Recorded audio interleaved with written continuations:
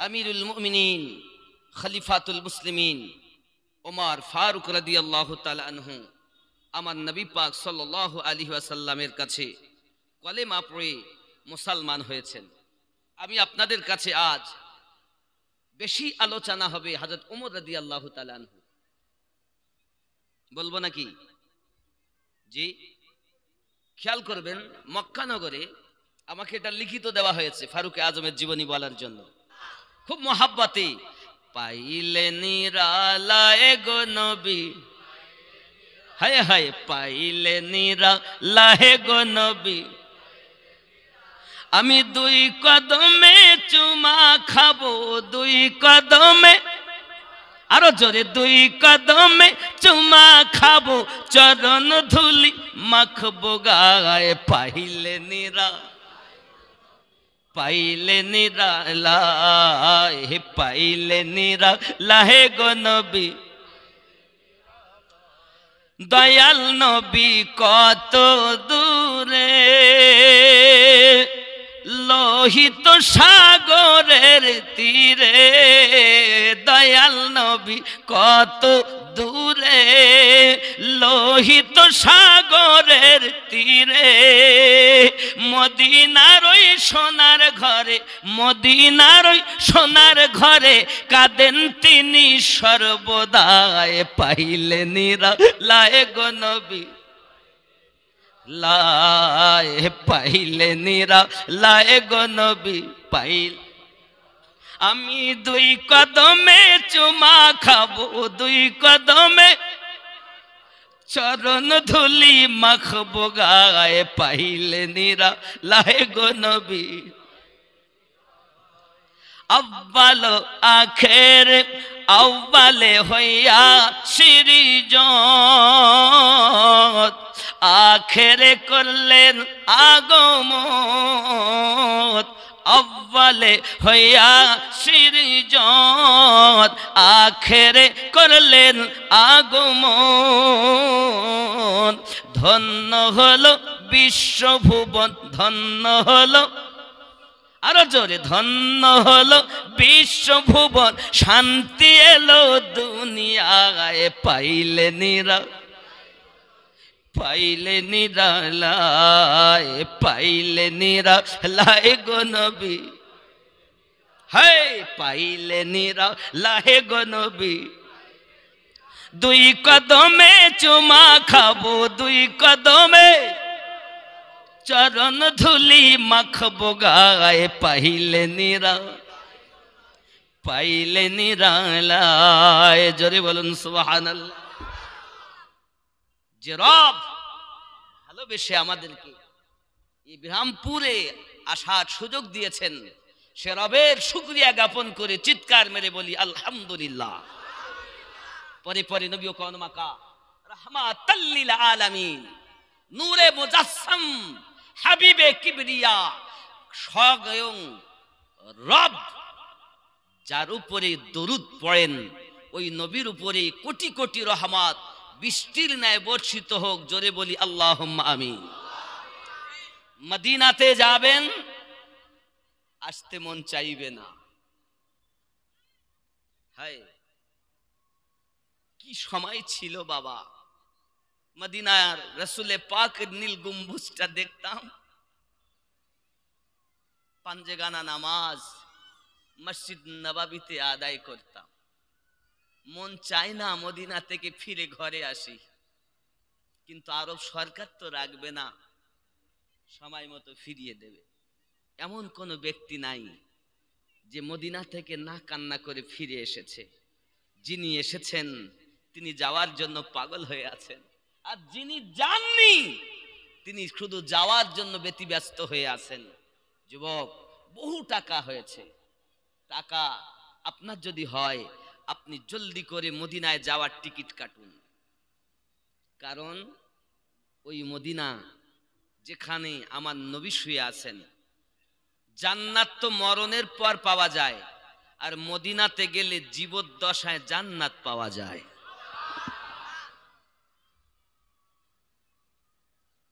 সবাই বলেছে মরার পরে জান্নাত পাবে, আর আমার নবী বলেছেন আমার দরবারে নগদ জান্নাত পাবে। কোন আশিক যখন রিয়াজুল জান্নাতে ঢোকে, হায় হায় কি শান তার। আল্লাহ পাক আমাদের সকলকে তৌফিক দিক, আমরা যেন মদিনার মেহমান হতে পারি। জোরে বলি আমিন। প্রিয় নবী সাল্লাল্লাহু আলাইহি ওয়াসাল্লাম মক্কা নগরে আগমন করেছেন 570 খ্রিস্টাব্দে। আর রাসূলে পাকের দ্বিতীয় খলিফা হযরত ওমর রাদিয়াল্লাহু তাআলা আনহু জন্ম নিয়েছেন 583 খ্রিস্টাব্দে। আমিরুল মুমিনিন খলিফাতুল মুসলিমিন ওমর ফারুক রাদিয়াল্লাহু তাআলা আনহু আমার নবী পাক সাল্লাল্লাহু আলাইহি ওয়াসাল্লামের কাছে কলেমা পড়ে মুসলমান হয়েছেন। আমি আপনাদের কাছে আজ বেশি আলোচনা হবে হযরত ওমর রাদিয়াল্লাহু তাআলা আনহু। বলবো নাকি? জি, খেয়াল করবেন, মক্কা নগরে আমাকে এটা লিখিত দেওয়া হয়েছে ফারুক আজমের জীবনী বলার জন্য। বিশেষ করে মক্কা নগরে রাসূল করিম যখন আগমন করেছেন, বিভিন্ন ভাবে বিভিন্ন সময় নবী পাককে অপমানিত, লাঞ্ছিত, পদদলিত করা হয়েছে। বিশেষ করে মক্কায় যখন আপনি যাবেন, তো মক্কায় যাওয়ার পর মক্কা থেকে প্রায় 14 কিলোমিটার মতো দূরে একটা পাহাড় আছে, কমবেশ 14 কিলোমিটার। পাহাড়টার নাম হলো জাবলে নূর। কি পাহাড় বললাম? জাবলে নূর। এই জাবলে নূরে আমাদের নবী আমাদের জন্য আল্লাহর কাছে কান্না করতেন। আর ওই পাহাড়ের গুহায় নবী আমাদের জন্য কান্না করার কারণে আমাদের মা খাদিজাতুল কুবরা রাদিয়াল্লাহু তাআলা আনহা নবীজিকে খাবার পৌঁছে দিতেন। কখনো 20 দিন, 25 দিন, এমন কি 30 দিন পর্যন্ত খাবার পৌঁছাতে পারেননি। আল্লাহ পাকের নবী আমাদের জন্য কান্না করা এক মুহূর্তের জন্য বন্ধ করেননি। আমার মায়েরা, মক্কা নগরে আপনি যাওয়ার পরে দেখবেন কাবা শরীফ অতিক্রম করে গিয়ে জিন মসজিদটা পার হয়ে আপনি দেখতে পাবেন এখন মাঝখানে রাস্তা হয়ে গেছে। গোরস্থানটা দুটি ভাগ হয়ে গেছে, কবরস্থানটি মাঝে রাস্তা হয়েছে। রাস্তার অপোজিটে, প্রথমটা নয় তার পরেরটা, ওখানে আম্মা খাদিজাতুল কুবরা রাদিয়াল্লাহু তাআলা আনহার মাজার মুকদ্দাস, যেটি আমার নবী পাকের বড় প্রথম স্ত্রী আম্মা খাদিজাতুল কুবরা রাদিয়াল্লাহু তাআলা আনহার মাজারে মুকদ্দাসা রয়েছে। জোরে বলুন সুবহানাল্লাহ। তো যাই হোক, ওই পাহাড়ে খাবার নিয়ে যেতেন, 1 মাস হয়ে যেত কোন সময়। আল্লাহ পাকের ভালো লাগলো, এমন সময় আল্লাহ পাক বললেন, যাও, আমি আল্লাহ আমার হাবিবের এই কষ্ট দেখতে পারি না, আমি আমার বান্দা বান্দির জন্য 1 মাস রোজা ফরজ করে দিলাম। রোজা পেয়েছি ওই নবীর ওসিলায়। আব্বা আমার, মক্কা নগরে বিভিন্ন ভাবে নবী অত্যাচারিত হওয়া। কখনো নবী পাক নামাজে গিয়েছেন, উটের ভুঁড়ি এনে রাসূলে পাকের পিঠের উপরে চাপিয়ে দিয়েছেন। কখনো আমার নবী সেজদায় গেছেন, ফাঁস লাগিয়ে দিয়েছেন রশি দিয়ে। নবী পাক সেজদা থেকে মাথা তুলে আল্লাহর কাছে হাত তুলে বলছেন, আল্লাহুম্মা গফিরলি ইয়া হাবলি উম্মতি, আল্লাহ আপনি ক্ষমা করে দেন আমার পাপী উম্মতগণকে। আর আমরা বাপজি, আমার প্রিয় নবী সাল্লাল্লাহু আলাইহি ওয়াসাল্লাম পৃথিবীর সরজমিনে ইসলাম প্রচার করতে লেগেছেন। ওমর রাদিয়াল্লাহু তাআলা আনহু আইয়ামে জাহিলিয়াতের যুগেও আব্বা আমার বড় কবি কাব্য রচনা করতেন, তিনি উট চড়াতেন। হে বাবাজি আমার, বড় বীর পুরুষ ছিলেন তিনি, দেখতে অত্যন্ত সুন্দর ছিলেন, রোগা পাতলা পরিষ্কার সিপসিপে মানুষ ছিলেন তিনি, ঘন দাড়ি ছিল ওনার মুখে। হে বাবাজি আমার, ওমর ফারুক রাদিয়াল্লাহু তাআলা আনহু পৃথিবীর সরজমিনে একের পর এক বীর যোদ্ধা ছিলেন। কারণ মক্কা নগরের প্রথা হলো পৃথিবীর জমিনে উট চড়ানোটা হলো ওদের প্রথা। উট চড়া আব্বাজি উনি চড়াতেন। দিন যায় রাত আসে, আব্বা আমার এক এক করে আমার আপনার নবী সাল্লাল্লাহু আলাইহি ওয়াসাল্লাম যখন অত্যাচারিত হলেন, আল্লাহ পাকের কাছে ফরিয়াদ করে করে জানালেন, মালিক তুমি আমাকে আমার দাও ইয়া ওমর দাও। কারণ ওই যুগটা হলো দুই ওমরের যুগ। আবু জাহেলকেও তখন ওমর বলা হতো, আর এদিকে আপনার খাত্তাবের বেটা ওমর ফারুককে ওমর বলা হতো। হে বাবাজি আমার, আল্লাহ পাক আল্লাহ তাআলা বলেন, হাবিব কাকে চাচ্ছেন আপনি? আপনি যাতে রাজি আমি আল্লাহ তাতে রাজি। আমাদের নবী পাক বলেন, মালিক আমার, আমাকে খাত্তাবের বেটা ওমর দাও। কাকে দেবে? খাত্তাবের বেটা ওমর। প্রিয় নবী সাল্লাল্লাহু আলাইহি ওয়াসাল্লামের দোয়া আল্লাহ পাকের দরবারে কবুল হয়ে গেল।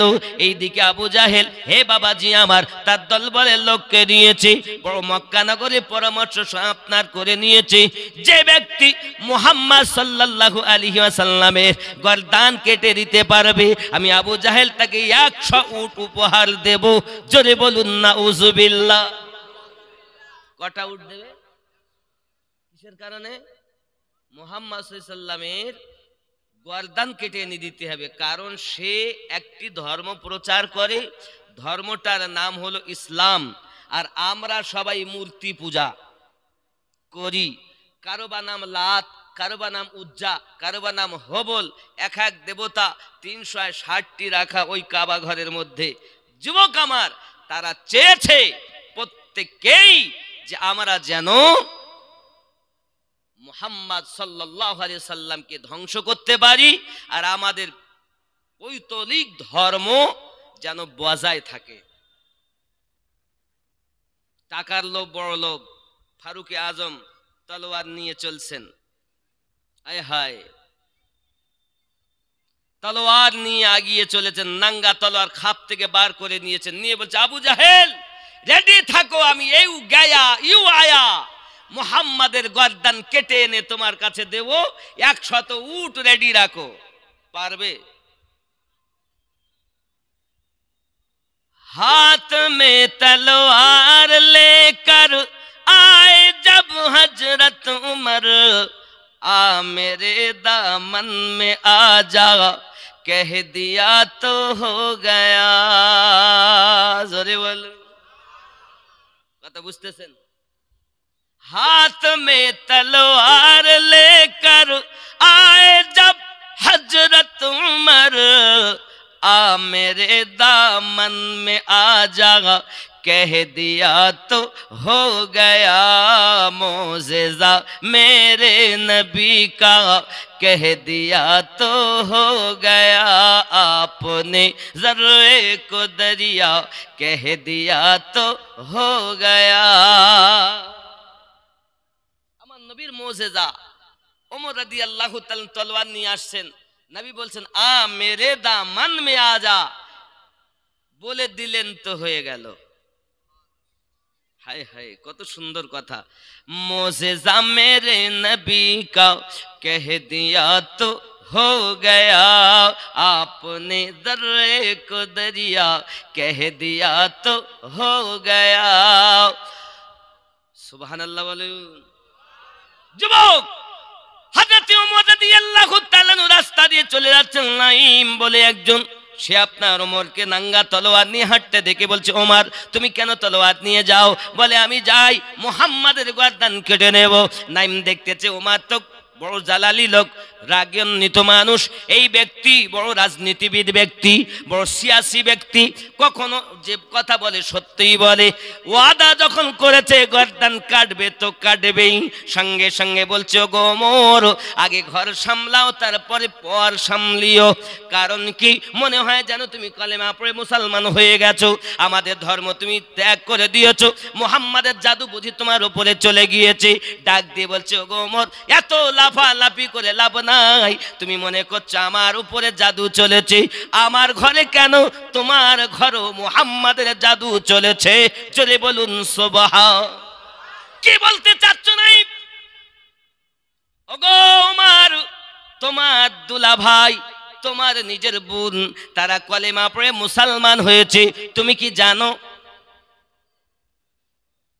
ওমর বলছে কি আমার বোন?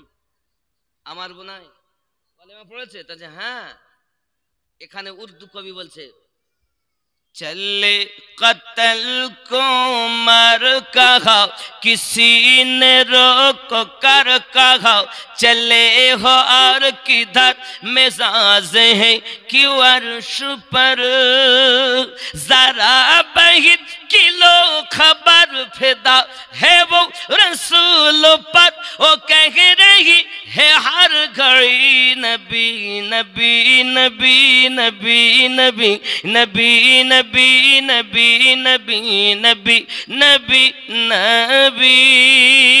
জোরে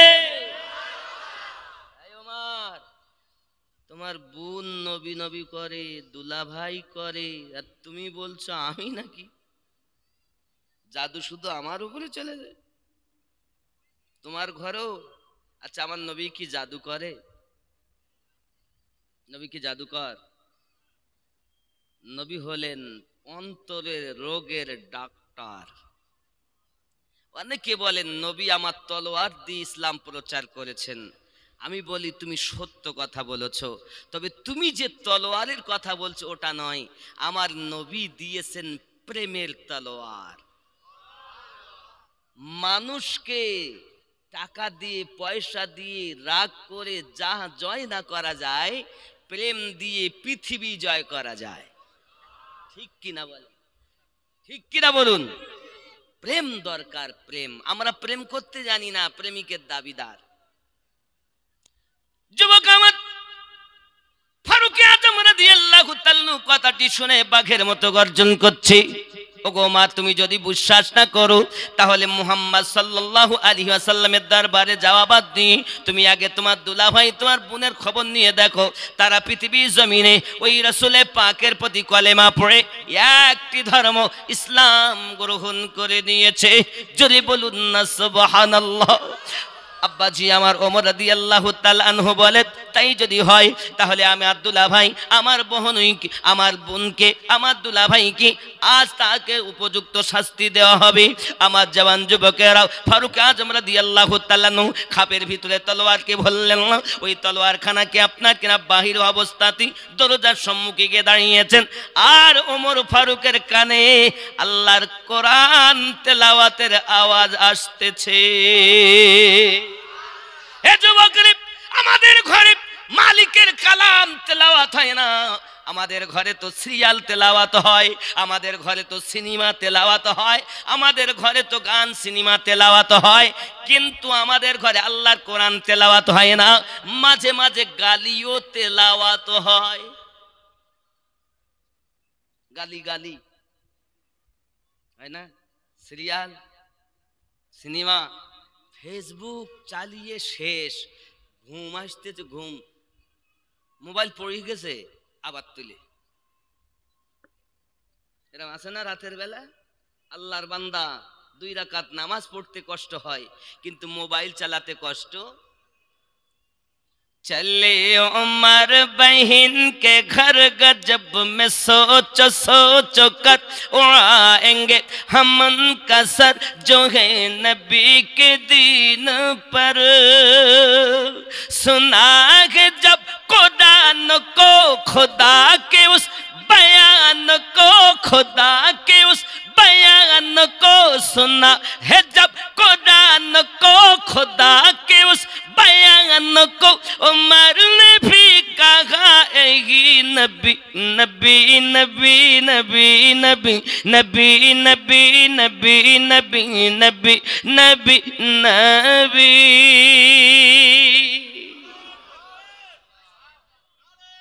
अल्लाहु अकबर, जिंदाबाद जिंदाबाद, नारे रिसालत, नारे रिसालत, नारे हैदरी। বস্তি বস্তি নগর নগর আবু বকর আবু বকর, বস্তি বস্তি নগর নগর, আরো জোরে বস্তি বস্তি নগর নগর। কারণ সাহাবীদের মধ্যে সর্বপ্রথম সাহাবী হযরতে আবু বকর রাদিয়াল্লাহু তাআলা আনহু, আর পৃথিবীর সরজমিনে আমরা ওনাকেও ভালোবাসি, বেলায়েতে তাজদার আলী কারমাল্লাহুল কারীমকেও আমরা মোহাব্বত করি। এজন্য আমরা হায়দারে কাররারের তেলাওয়াত নারা লাগাই। আর যদি কেউ বলে আলীর নারা লাগানো ঠিক নয়, আমি তার হাত দুটো ধরে বলবো, আব্বু আপনি যে বলছেন ওনার তাকবীর লাগানো ঠিক নয়, গাদিরে খুমে সর্বপ্রথম नाराए हैदरी आलिर नारा सिद्दीक अकबर ने लगाया है। दूसरी दफा सबसे पहले गदीरे खुम में नाराए हैदरी की तकबीर उमर फारूक आजम ने लगाया। उमर রাদিয়াল্লাহু তাআলা हैदरे कर्रारे नारा লাগিয়েছেন, সিদ্দিক আকবরের নারা লাগিয়েছেন। আমার তরিকতের ইমাম মুজাদ্দিদ আলফে সানি রাদিয়াল্লাহু তাআলা আনহু, তিনি মাকতুবাত শরীফের ভিতরে যে কথা বলছে সেটাই যদি ও ফলো করত, তাহলে নারায়ে হায়দারির বিরুদ্ধে আচরণ করতে পারতো না। আসলে ও তো কিতাবি মোতালা করে না, শুনে বক্তব্য রাখে। কিছু মৌলবি এরকম আছে নারায়ে হায়দারি দেওয়ার বিরুদ্ধে আচরণ করে, ও কিতাব পড়ে না। আব্বাজি আমার, যাই হোক, এখন ওমর রাদিয়াল্লাহু তাআলা যাচ্ছেন বোনের বাড়ি, দুলা ভাইয়ের ওখানে। দরজার সম্মুখে গিয়ে আল্লাহর কালামের আওয়াজ শুনছেন, জোরে বলুন। আচ্ছা, কোরআন মাজিদের আওয়াজ খারাপ? আমরা 5 ওয়াক্ত নামাজি একই সূরা পড়ি না, সূরা ফাতিহা? যত পড়ি ততই ভালো লাগে না? কিন্তু এক কথা যদি বারবার আমরা বলি কোনো একটা জিনিস, কি বলবে, এই বারবার ডাকিস নে। মাকে যদি বারবার বলি ও মা, ও মা, ও মা, মাগো মাগো মা, এই ধ্যান ধ্যান করিস না, তা বলবে না? সে পেটে রেখেছে, তাও সহ্য করতে পারছে না। আর আমার আল্লাহ বলছেন, বান্দারে বান্দিরে, তুই আমাকে যদি বলিস আল্লাহ, আমি 70 বার বলি লাব্বাইকা ইয়া আব্দি। তুই যদি 2 বার বললি আয় আল্লাহ আল্লাহ, আমি আবার 70 বার বলি লাব্বাইকা ইয়া আব্দি, তুই একবার বলবি, আমি 70 বার তোকে ডাক দেব। তোমার মা তোমাকে ততটা ভালোবাসে না, তোমার রব তোমাকে যতটা ভালোবাসে। শুনে রাখো, দরিয়াতে যদি অঙ্গলি ডুবানো হয়, অঙ্গলিতে পানি উঠবে 1 থেকে 2 ফোঁটা। এই 1-2 ফোঁটা পরিমাণ প্রেম হলো সন্তানের প্রতি মায়ের ও বাপের।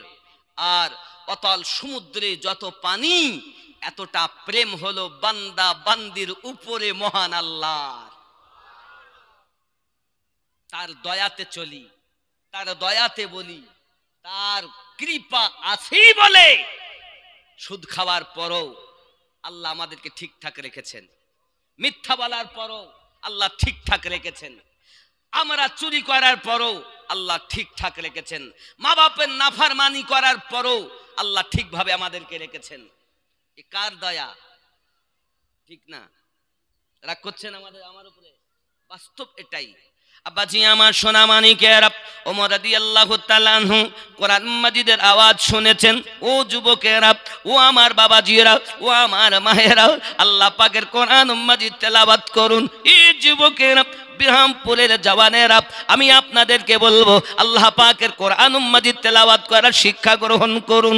কারণ কোরআন মাজিদ এমন একটি কালাম, আপনার আমার নবী মক্কার সরজমিনে আল্লাহ পাকের কোরআন যখন তেলাওয়াত করেছেন, এই যুবকেরা আমার, এই কোরআন মাজিদের আওয়াজে আপনার দুশমনেরা আপনার কিনা রাত জেগে জেগে আমার নবী পাকের কোরআন মাজিদ তেলাওয়াত শুনতে আসতো। জোরে বলুন সুবহানাল্লাহ। এ বাবাজিরা আমার, প্রিয় নবী সাল্লাল্লাহু আলাইহি ওয়াসাল্লামের তেলাওয়াত, বাবাজি সোনামানিকেরা, পৃথিবীর সার জমিনে আল্লাহ পাকের একজন নবী ছিলেন, সব থেকে মধুর সুরে আপনার গাইতেন, আপনার তেলাওয়াত করতেন। পানির মাছ পর্যন্ত কিনারা এসে হযরত আইয়ুব আলাইহিস সালাতু ওয়াস সালামের তেলাওয়াত শুনতো। জোরে বলুন সুবহানাল্লাহ। তারপরে আইয়ুব আলাইহিস সালাতু ওয়াস সালামের থেকে বেশি গলাতে কণ্ঠতে যার আল্লাহ সুর দিয়েছেন তিনি হলেন আমাদের নবী। মক্কার কাফের আবু জাহেলের মতো দুশমন আমার নবীর তেলাওয়াত শুনে বাড়ির থেকে, শীতকাল, তা বাড়ির থেকে কম্বল নিয়ে এসে কাবা শরীফের কোনায় লুকিয়ে লুকিয়ে আমার নবীর তেলাওয়াত শুনতেছে। হাদিস প্রমাণ করে। আব্বাজি আমার সোনামানিকের, খুব ভালো করে বুঝুন, এমনি করে আল্লাহ পাকের তেলাওয়াত, আল্লাহ পাকের কালাম কোরআন মাজিদ, জান্নাতের ভিতরে আল্লাহ পাক আল্লাহ তাআলা নিজে তেলাওয়াত করে কোরআন শোনাবেন। জোরে বলুন আল্লাহ পাক আল্লাহ তাআলা আমার নবীকে দ্বারা কোরআন শোনাবেন। ওই কোরআন মাজিদটা পড়বেন, সূরা ইয়াসিন আমার নবী তেলাওয়াত করবেন। বাবা সোনামানিকেরা, এবার আমার আল্লাহ পাক বলবেন, ও আমার বান্দা বান্দি, দুনিয়াতে কত কারির কেরাত শুনেছো, কত ব্যক্তির কোরআন তেলাওয়াত শুনেছো, আমি আল্লাহ আমার কাছে কি তোমরা তেলাওয়াত শুনেছো? না না না। যার উপরে নাজিল করেছি তার কাছে শুনেছো? না না, শুনিনি। আমার নবী পাক সাল্লাল্লাহু আলাইহি সাল্লামের কাছে শোনার জন্য আমরা বলবো। মক্কার মানুষ শুনেছে, মদিনার মানুষ শুনেছে, আমরা ভারতের মানুষ শুনিনি। আল্লাহ পাক বলবেন, আমার হাবিব আপনি তেলাওয়াত করুন। নবী আমার জান্নাতের ভিতরে কোরআন তেলাওয়াত করে শোনাবেন। হে যুবকেরা আমার, অমনি করে আপনার দেখা গেল আল্লাহ পাকের নবী যখন ইয়াসিনটা তেলাওয়াত করে সমাপ্ত করবেন, মানুষ আপনার কিনা 50,000 বছর আমার নবীর তেলাওয়াত শুনে মোহাব্বতে বেহুশ হয়ে যাবে। 50,000 বছর নবীর তেলাওয়াত শুনে হুশ নাই। এত সুন্দর তেলাওয়াত জান্নাতের ভিতরে আমার নবী করবেন। ওই কোরআন আমাদের ঘরে তেলাওয়াত নাই। আব্বাজি আমার সোনামানিকেরা, আল্লাহ পাক বললেন সবাত শুনলে এবার আমি আল্লাহর শোনো। আল্লাহ পাক তেলাওয়াত করবেন সূরা রহমান। কি করবেন? সূরা রহমান। কি তেলাওয়াত? যেমন আপনি শুনেছেন, বিসমিল্লাহির রহমানির রহিম, আর রহমানু আল্লামাল কোরআন। ওই দিন আল্লাহ পাক বলবেন বিসমিল্লাহির রহমানির রহিম, আনার রহমানু আল্লামাল কোরআন।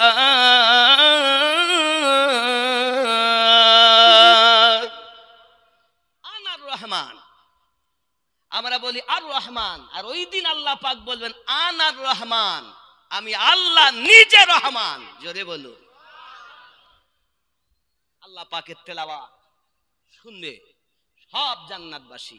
আব্বাজি আমার অনুরোধ করব, মানুষ যখন তেলাওয়াতে কোরআন করে, আল্লাহ পাকের সঙ্গে কথা বলে, ইয়া আমার বাবারা, পৃথিবীর জমিনে যতটুকু সময় পান আল্লাহর কোরআন মাজিদ আপনি তেলাওয়াত করুন। হযরত ওমর রাদিয়াল্লাহু তাআলা আওয়াজ শুনে মনটা আপনার কিছুক্ষণ শুনেছেন, আওয়াজ দিয়েছেন দরজাতে, আপনার ওমর ফারুকের আওয়াজ শুনে বোন আপনার হতভম্ব নিস্তব্ধ, সঙ্গে সঙ্গে আল্লাহ পাকের কোরআন মাজিদকে নিয়ে লুকিয়ে রেখেছেন, যেন ওমর এসে আমাদের প্রতি আঘাত করে করুক, আল্লাহর কালামের যেন কোনো বিয়াদবি না হয়। আর এখনকার সময়, আমার আগেও কেউ যেন বলছিলেন, কোন মৌলবি বলেছে উজু না করো কোরআন ছোঁয়া যাবে, নাপাক হালাতেও ছোঁয়া যাবে। বলতে পারে, কারণ কি আমরা তাদেরকে মনে করি রাস্তার পাথর। কেন? আব্বা আমার এই সমাজে যত গন্ডগোল করেছে সব কিন্তু এই আমার মতো বক্তারাই স্টেজে দ্বারা দেয়। আজ আমরা 70টা মানুষের কাছে দেইনি, আমরা আপন আপন দলকে চালানোর জন্য, স্বার্থের জন্য বলেছি। এর জন্য এলাকায় তত শান্তি নেই। আব্বাজি আমার সোনামানিক, এই জন্য আল্লাহ পাকের কোরআন মাজিদের অবমাননা যারা করে সে তো আমার নবী বিরোধী শুধু নয়, আল্লাহ বিরোধী, আল্লাহর কালাম বিরোধী। যে রব্বে কারীমের কালাম সম্পর্কে এমন কথা বলতে পারি শুধু আল্লাহর ভালোবাসা আছে বলে দুনিয়ায় বেঁচে আছে, নইলে কবি যেন গজব হতো। আব্বাজি আমার, এমনি করে আপনার দেখা গেল হযরত ওমর রাদিয়াল্লাহু তাআলা আনহু ভিতরে প্রবেশ করার পরে দরজাটা বোন খুলে দিয়েছেন। এমনি সমাতে আপনার কিনা দুলা ভাইও এমন সব বোনও আছে। ওমর জিজ্ঞাসা করে কি ব্যাপার, তোমরা বলো বলো কি পড়তেছিলে? কই আব্বা আমার সোনামানিকেরা যাওয়ার পরে ভিতরেতে দুলা ভাইকে মার আরম্ভ করে দিয়েছে। আব্বাজি আমার সোনামানিকেরা মার যখন আপনার আঘাত হতে শুরু হয়েছে, বোন গিয়েছে ছুটে, ভাই আমাকে মাফ করুন, আমার ছেড়ে দিন, আর আঘাত করবেন না। স্বামীর মায়া বড় মায়া, স্ত্রী ভালোবাসে স্বামীকে। এই জন্য তো আমার নবী বলেছেন স্বামী আর স্ত্রীর ভিতরে যত প্রেম হবে সংসারে তত বরকত হবে। আমার আপনার নবী দস্তরখানা পেতে আপনার রুটি খাচ্ছেন গোস্ত দিয়ে, হাড্ডিগুলো দস্তরখানা রেখেছেন।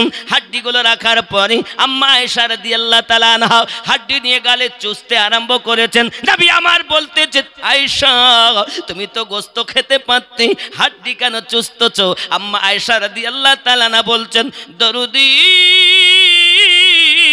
যে হাড্ডিটা আপনার জবান মোবারকায় লেগেছে আমি আয়েশা আমার গালে দিয়ে চুষি একটি কারণ, দুইজনার প্রেম যেন বেশি হয়। ও যুবকেরা, স্বামী আর স্ত্রীতে ভালোবাসা এমন হওয়া উচিত তোমার স্ত্রী যেখানে মুখ লাগিয়ে পানি পান করেছে স্বামী তুমি ওইখানে মুখ লাগিয়ে পানি পান করো। এটা হলো সুন্নাতে নবী। আর আমাদের বিবিরা কি বলে বলেন দিন, খালাতো ভাই দিলি তো খাবে, ফুফাতো ভাই দিলে তো খাবে, স্বামী দিলে খাবে না। বলছি এত বিড়ি খায় মুখ গুঁধাচ্ছে।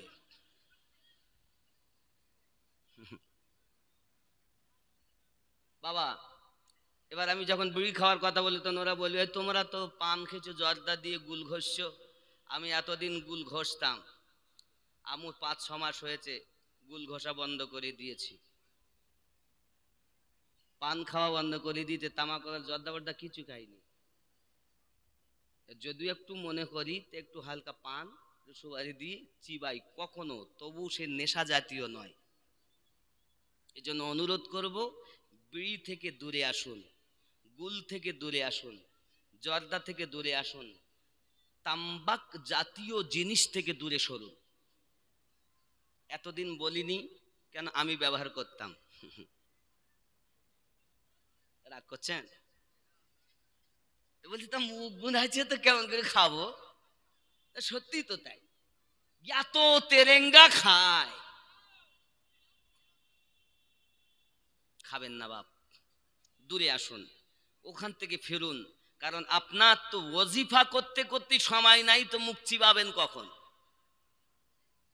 আব্বা আমার সোনামানিকের ভিতরে যখন মারির উপরে মার আরম্ভ হয়েছে, আব্বা আমার দুলা ভাইয়ের আঘাত হয়েছে, বোনকে আঘাত করেছি, এমন হালাত হয়েছে বাবা ওই তলোয়ারে উল্টা পিঠ দিয়ে মার আরম্ভ করেছি। ও সোনামানিকের এমন করে দেখা গেল বোনের দেহ দিয়ে, বোনের মাথা দিয়ে আপনার ব্লাড বাড়ানো আরম্ভ হয়েছে, রক্ত প্রবাহিত হয়ে গেছে। হঠাৎ করে যেন ওমর রাদিয়াল্লাহু তাআলা বলছেন আয় বোন আমার, ও গো বোন আমার, কেন তুমি পৃথিবীর জমিনে এমন আঘাত প্রাপ্ত হচ্ছ? তুমি কি কলেমা পড়ে ঈমান এনেছো? ইসলাম কেন গ্রহণ করেছো? আমাদের পৌত্তলিক ধর্মটাকে মেনে চলো, এই কোরআন মাজিদ ছেড়ে দাও, মুহাম্মাদের ধর্ম ছেড়ে দাও।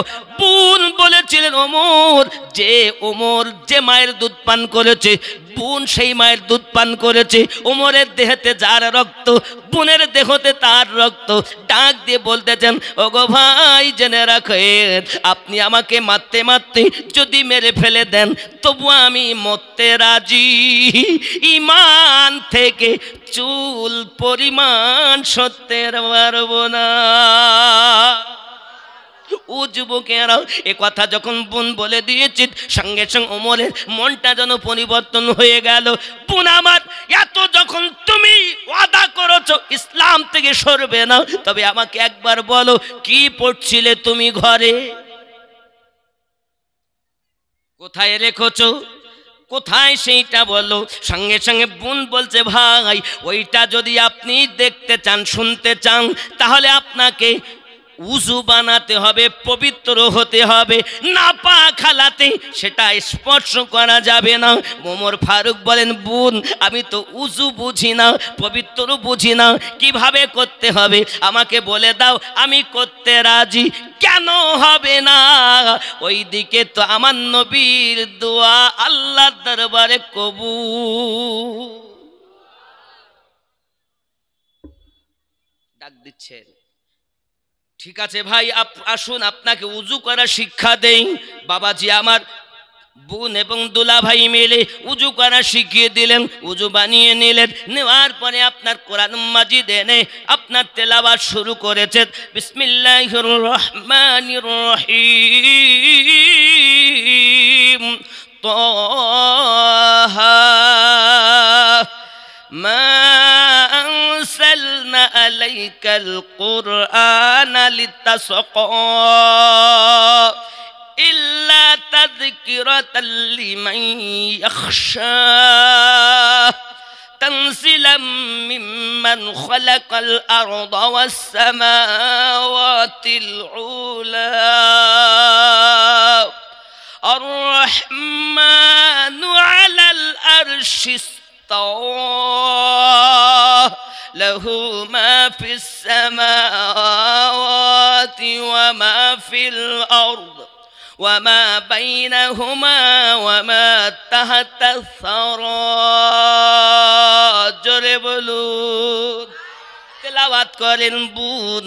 ওমর রাদিয়াল্লাহু তাআলা আনহু শুনছেন সূরা তাহা, বোনের তেলাওয়াত। এই যুবকেরা আমার, বোন যখন তেলাওয়াত করে ওমর রাদিয়াল্লাহু তাআলা আনহু বলতে আরম্ভ করেছেন এই দুনিয়ার কোনো কবির কাব্য হতে পারে না, সাহিত্যিকের কোনো সাহিত্য হতে পারে না, এটা দুনিয়ার কোনো মানুষের রচিত বাক্য হতে পারে না।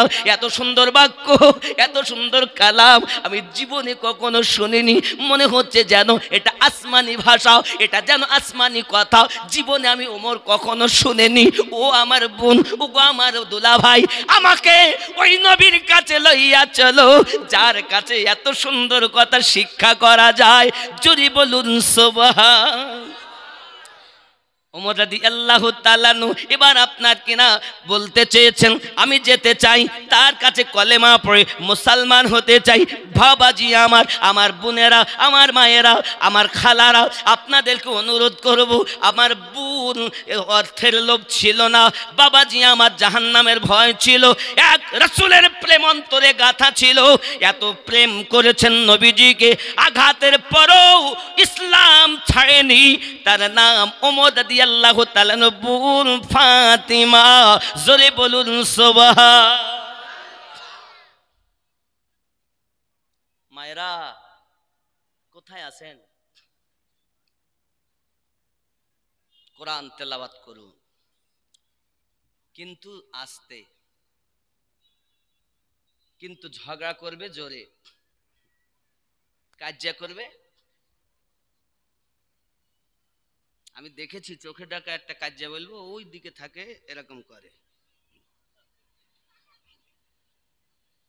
ঠিক তুলে তুলে পড়ে, একদম বাস্তবে চোখে দেখাবো যে একদম রাবি কেউ নাই, আমি স্বয়ং দেখা কথা। ওই দিকে একজন বসে রয়েছে, মোটে লড়তে পারছে না রাগের চোটে, আর এই ধারে একজন সে করছে। আমি বলি আর একই কথা বলে, একই কাজ গো, একই। মা, কোন নারী যদি ঘরের মধ্যে কথা বলে, তার আওয়াজটা যদি আগুনের লোক শুনতে পায়, জিহ্বাখানা টেনে 40 মাইলের মতো লম্বা করা হবে। জননী, তোমার ওই জিহ্বার ওপর দিয়ে জাহান্নামী মানুষ চলাচল করবে। জননী তুমি জোরে কথা বলো না মা। আল্লাহ পাক আল্লাহ তাআলা আপনার মতো মায়ের গর্ভে গৌসে আজমকে জন্ম দিয়েছেন, আপনার মতো মায়ের গর্ভে খাজা গরিব নওয়াজকে জন্ম দিয়েছেন, আপনার মতো একজন মায়ের গর্ভে হযরত সরকার আলা হযরতকে জন্ম দিয়েছেন, আপনার মতো মায়ের গর্ভে আমার গৌসে ওয়াহাদি রহমাতুল্লাহ আলাইহিকে জন্ম দিয়েছেন। জননী আপনার মায়ের জাত, আপনার ওই ফ্যাক্টরি থেকে হাফেজ হয়, আপনার ফ্যাক্টরি থেকে মলবি হয়, আপনার ফ্যাক্টরি থেকে চোর হয়, আপনার ফ্যাক্টরি থেকে ডাকু হয়, আপনার ফ্যাক্টরি থেকে ডক্টর হয়, আপনার ফ্যাক্টরি থেকে মাস্টার হয়, এমএলএ হয়, এমপি হয়, ইঞ্জিনিয়ার হয়, বাজি আমার বিভিন্ন রকমের হয়। জননী বৃক্ষ তুমি কেমন ফলে পরিচয়। আমরা গাছ ভালো না, কি বলেন হুজুর? আমরা গাছ ভালো তাই আমাদের ফল। হুজুর শুধু তাবিজ করিয়ে দাও, কথা শোনে না, শুনবে কেমন করে? তুমি তোমার বাচ্চা থাকতে পেটে আল্লাহর কোরআন তো পড়োনি, তুমি পড়েছো শুধু সিরিয়াল, পড়েছো সিনেমা।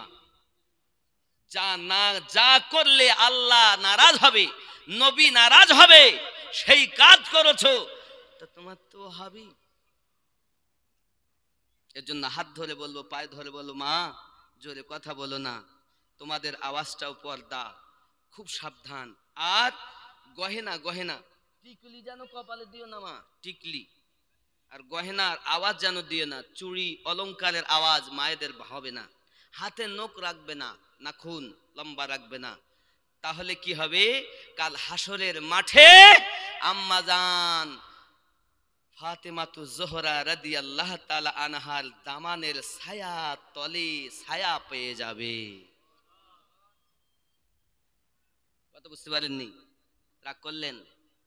ওমর যাচ্ছেন, আব্বাজি আমার সোনা মানিকের সংবাদ এসে গেল, নবী আমার একজন সাহাবীর ঘরেতে আপনার আরাম করতেছেন। হযরত ওমর রাদিয়াল্লাহু তাআলা আনহু বলেন, সেইখানে আমি যাব। খাব্বাব এবং বোন ফাতেমা এবং ওমর রাদিয়াল্লাহু তাআলা আনহু তিনজন যখন চলেছেন, ও যুবকেরা আমার, তিনজন যাওয়ার পরেতে আওয়াজ আসতে ভিতর থেকে, ইয়া রাসূলুল্লাহ, ইয়া হাবিবাল্লাহ। দেখি ওমর আসতেছে, হাতে নাঙ্গা তলোয়ার, তলোয়ার খাপের ভিতরে ঢুকানো নাই, বার করা রয়েছে। আমির হামজা রাদিয়াল্লাহু তাআলা আনহু বেরিয়েছেন, নবীজি নবীজি নবীজি, ওমর আসতেছে হুজুর, কি হবে? আমির হামজা বলেন, চিন্তা নাই চিন্তা নাই, যদি আসে, এসে যদি কোনো রকমের কুকাজ করে, কোনো রকম অসুবিধা করে, এখানেই তার গর্দান পার করে দেওয়া হবে।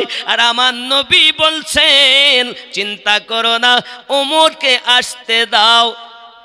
हाथ में तलवार लेकर आए जब हजरत उमर, आ मेरे दामन में आ जा, कह दिया तो हो गया मोज़िज़ा मेरे नबी का, कह दिया तो हो गया। जोरे बोलो। हजरत उमर রাদিয়াল্লাহু তাআলা ভিতরে ঢুকেছেন, ঢোকার পরই তলোয়ার খানা রেখে আমার নবী পাকের কদমে পড়ে আপনার কিনা কলেমা পড়ে নেওয়ার আরজি জানালেন।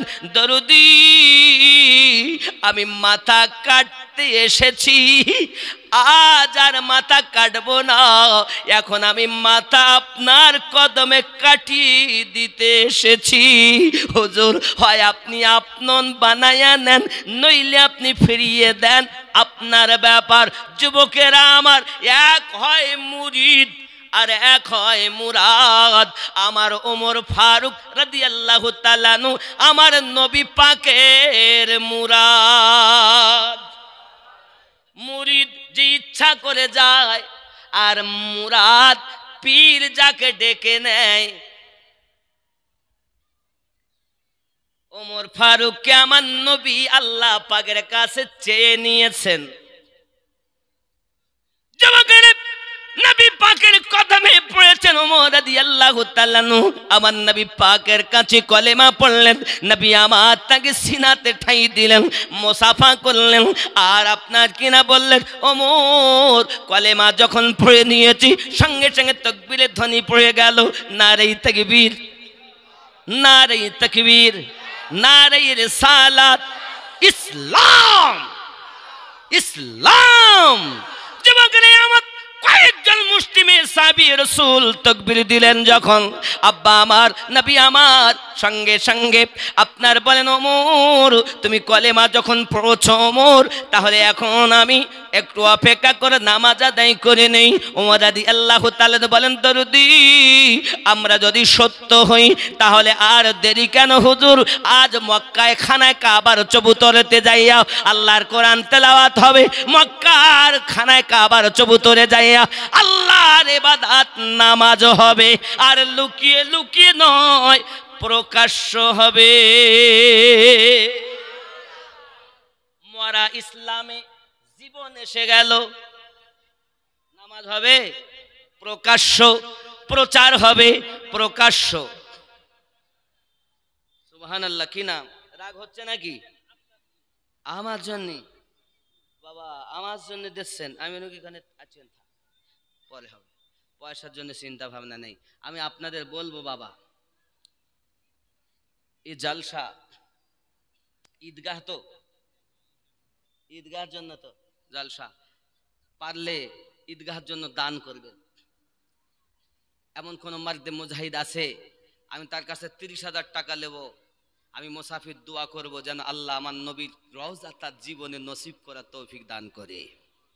আব্বা আমার ওই মুসাফির আমার নবীর রওজা যাবেন। আল্লাহর নবী বলেন মানজারা কবরি ওয়াজাবাত লাহু শাফাআতি, যদি কেউ আমি নবীর রওজা জিয়ারত করে আমি নবীর শাফায়াত ওয়াজিব হয়ে যায়। জোরে বলুন আমার বন্ধুরে, কেমন কোন একটি মার্দে মুজাহিদ 30,000 টাকা আমি চেয়েছি বাবা, একজন ব্যক্তির কাছে মনে মনে নিয়ত করুন আর আগিয়ে চলুন। ওমর ফারুক রাদিয়াল্লাহু তাআলা আনহু নিয়ত করুন দিবেন। একজন ছেলে 30,000 টাকা নেই, মায়ের নামে, বাপের নামে, দাদা দাদুর নামে। আব্বা আমার সোনা মানিক খেয়াল করুন, পয়সা আল্লাহ সবাইকে দিয়েছে, মন সকলের নাই। নসিব তার ভালো, যার টাকা ঈদগাহে লাগে, মসজিদে লাগে, মাদ্রাসায় লাগে, গোরস্থানে লাগে, আল্লাহ যাকে কবুল করে তার টাকা ভালো কাজে লাগে। মোটে টাকা দেয় না, লক্ষ লক্ষ টাকার মালিক হঠাৎ করে তার বেটা সাদ্দামের বউ দিয়ে চলে গেছে, কারণ নাম হলে রাগ করো না, উপমা দিচ্ছি, সাদ্দামের বউলে চলে গেছে, এখানকার না, আমাদের 24 পরগনা দেখি, এখন নিয়ে চলে গেছে, ধর ধর ধর ধরি, সে বলছে কেরালায় যাচ্ছিল, সে রাস্তাতে ধরিলে এসছে, বিচার বলছে তোমার ছেলে যখন এই কাজ করে যে জরিমানা কত, তাহলে 3 লাখ। আরে 30,000 দিলি নে রে, করস্থানে, ঈদগাতে, কবরস্থানে, মাদ্রাসায়, মসজিদে, আর তোর 3 লাখ পোকায় খেয়ে নিয়েছে। যা, আল্লাহ বলেন দিয়ে দিয়ে পরীক্ষা করি মাঝে মাঝে। কখন আল্লাহ পাক কোরআন শরীফে জানিয়েছেন, বিসমিল্লাহির রহমানির রহিম, ওয়ালা নাবলুওয়ান্নাকুম বিশাইইম মিনাল খাউফি ওয়াল জুই ওয়া নাকসিম মিনাল আমওয়াল ওয়াল আনফুসি ওয়াস সামারাত ওয়া বাশশিরিস সাবিরিন। আল্লাহুম্মা আওলানা, পাইলে নিরালায় গো নবী, আরো জোরে, পাইলে নিরালায় গো নবী, উম্মতি উম্মতি বলে কাঁদলেন নবী জীবন ভরে।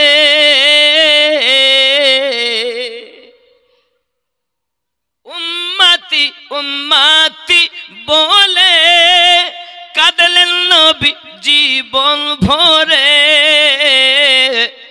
এখনো কাঁদিছেন নবী, এখনো কাঁদিছেন নবী, পাপী উম্মতের মায়ায় পাইলে নিরালায় হে পাইলে নিরালায় গো নবী দুই কদমে চুমা খাবো চরণ ধুলি মাখবো গায়ে পাইলে নিরালায় গো নবী। ওই গজলেরই আগে বলেছি দুটো কলি, এখন একটা বললাম নাকি? সুবহানাল্লাহ বলেন। পাইলে নিরালায় গো নবী, একটু দরুদ আল্লাহ।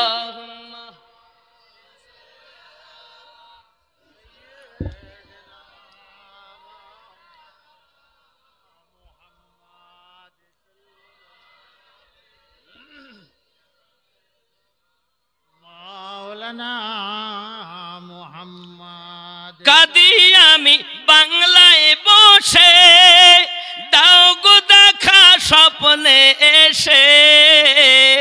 সুবহানাল্লাহ। কাদি আমি বাংলায় বসে দাও গো দেখা স্বপ্নে এসে।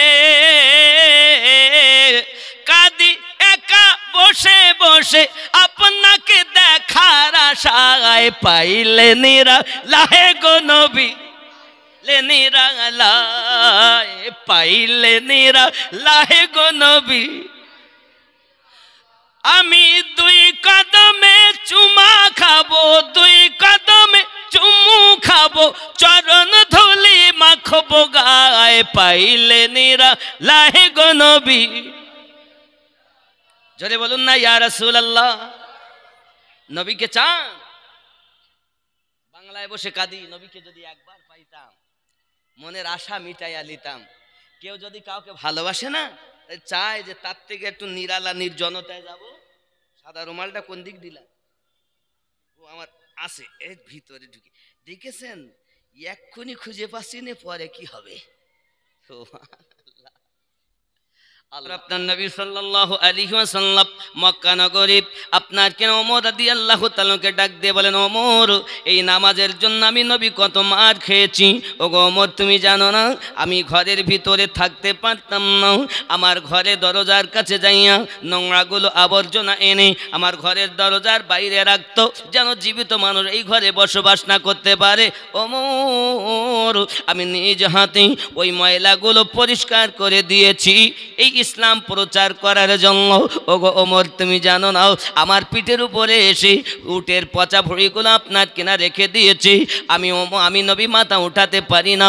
আমার মেয়ে ফাতেমা এসে ওইটাকে ফেলে দিয়েছে। আমি নবী সিজদা থেকে মাথা তুলে আল্লাহর কাছে হাত পেতে দোয়া চেয়েছি, মালিক আমার উম্মত আমায় চিনতে পারিনি, তুমি তাদের হেদায়াত নসিব করে দাও। ওমর গো আজ যখন তুমি আমাকে প্রকাশ্যভাবে ইবাদত করতে বলো আমার জি হুজুর আজ হবে 40তম মুসলমান ওমর হয়ে গেছে। এখন যদি কোনো ব্যক্তি বলে 40 আপনার কিনা 40তম হতে দেব না, মানুষ মরার পরে 40 করি আমরা 40 করি, করেন না? ওরা বলে বেদাত। বলবি ছিল আছে থাকবে, দুঃখ নেই। আদাত কুদাত হাতির দাঁত বললে আমরা কি বলি জানেন? বেদাত দাঁত নেই, আমাদের আছে জীবিত, আমরা দাঁতওয়ালা দিয়ে দেখো চিবিয়ে শেষ করে দিয়ে। আব্বাজি আল্লাহ আমাদের বুঝ শক্তি দান করুক, জোরে বলি আমিন। ওরে আমার জওয়ান যুবক সোনা মানিক ওমর রাদিয়াল্লাহু তাআলা আনহু আমার নবী পাককে বলেন, হুজুর এখন আপনার তাকবীর শুরু হয়ে গেছে বাবা, মক্কা নগরে সব হুলস্থুল মেচে গেছে, কারণ যাকে পাঠালাম গর্দান কাটে আনার জন্য ওয়াদা করে গেল, গর্ব করে বলে গেল, সেই তো আবার কলেমা পড়ে মুসলমান হয়ে গেছে। এখন আর আমাদের উপায় নাই বাবা, সবাই নীরব নিস্তব্ধ হয়ে গেছে। যুবকরে আমার নবী সাল্লাল্লাহু সাল্লাল্লাহু আলাইহি সাল্লাম বলেন, এখন আমাদেরকে আস্তে আস্তে করে এই মক্কা শরীফ ত্যাগ করে মদিনা হিজরত করতে হবে। আব্বা আমার এখন মক্কার লোকেরা আঘাত করতে থাকে মুসলমানদের উপরে, মুসলমানদের প্রতি আপনার কিনা আঘাত করতে যায়। যুবকরা আমার, সোনামানিকেরা মুসলমানদের প্রতি যদি অত্যাচার শুরু করে দিয়েছে, ওমর রাদিয়াল্লাহু তাআলা আনহু খাপ থেকে তলোয়ারটা বার করে নিয়েছেন, কাবা শরীফের কাছে এমন করে চক্কর মারছেন, তপ করছেন আর বলতেছেন, ও গো মক্কার মানুষ, এমন কেউ আসো যদি কারো মায়ের লাল থাকো আমার সঙ্গে মোকাবিলা করো, যদি কোনো সন্তান মায়ের মুখ দেখতে না চাও তাহলে আমার কাছে এসো, যদি কোনো বাপ থাকে সন্তানের মুখ দেখবে না আমার সঙ্গে এসে মোকাবিলা করো। মক্কার খানায় কাবার নিকটে ওমর রাদিয়াল্লাহু তাআলা নাঙ্গা তলোয়ার নিয়ে এমনি করে যখন আপনার ঘোরাঘুরি করতেছেন বাবা, এমন কোন মায়ের লালের ক্ষমতা নাই ওমর ফারুকের মোকাবিলা করি। আমার নবী পাকের কদমে যাই আরজি জানাই, নবী গো, নবী গো, আজ এই মক্কা নগরী যদি কেউ আপনাকে আঘাত করতে চাই, আমি ওমর আগে আপনার কাছে ওয়াদা করে যাই, আমার কাছে আগে আসতে হবে।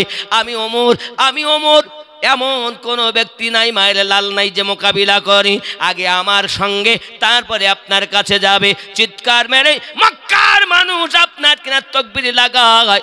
ওমর রাদিয়াল্লাহু তাআলা মোকাবিলা করার মতো দ্বিতীয় কোনো মায়ের পুত মক্কায় দেখা যায় না। আব্বাসি আমার মুহাজির আনসার আপনার কিনা দেখা গেল মদিনার একটু সন্নিকটে, তারা যাই আপনার আশ্রয় নিলেন।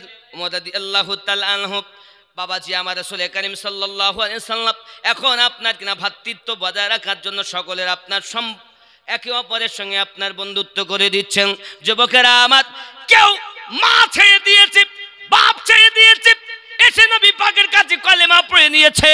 এ যুবকেরা আমার, ওই মক্কা নগরে এমনও দেখা দিয়েছে সোনামানিকেরা আমার, বাপের অর্থ ছেড়ে দিল, মায়া ছেড়ে দিল, আব্বা আমার সন্তানাদি ছেড়ে দিল, আমার নবী পাকের কাছে এসে সবাই বলে, হুজুর কলেমা পড়ে মুসলমান বানাইয়া দেন।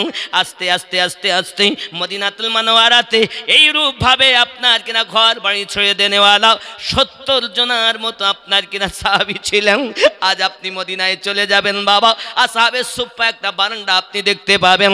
এই আসহাবে সুফফাতে ঘর নাই, বাড়ি নাই, তাই বলে কি তাদের ঘর বাড়ি ছিল না? ছিল, কিন্তু আমার নবীর ভালোবাসা সব ত্যাগ করে দিয়েছে।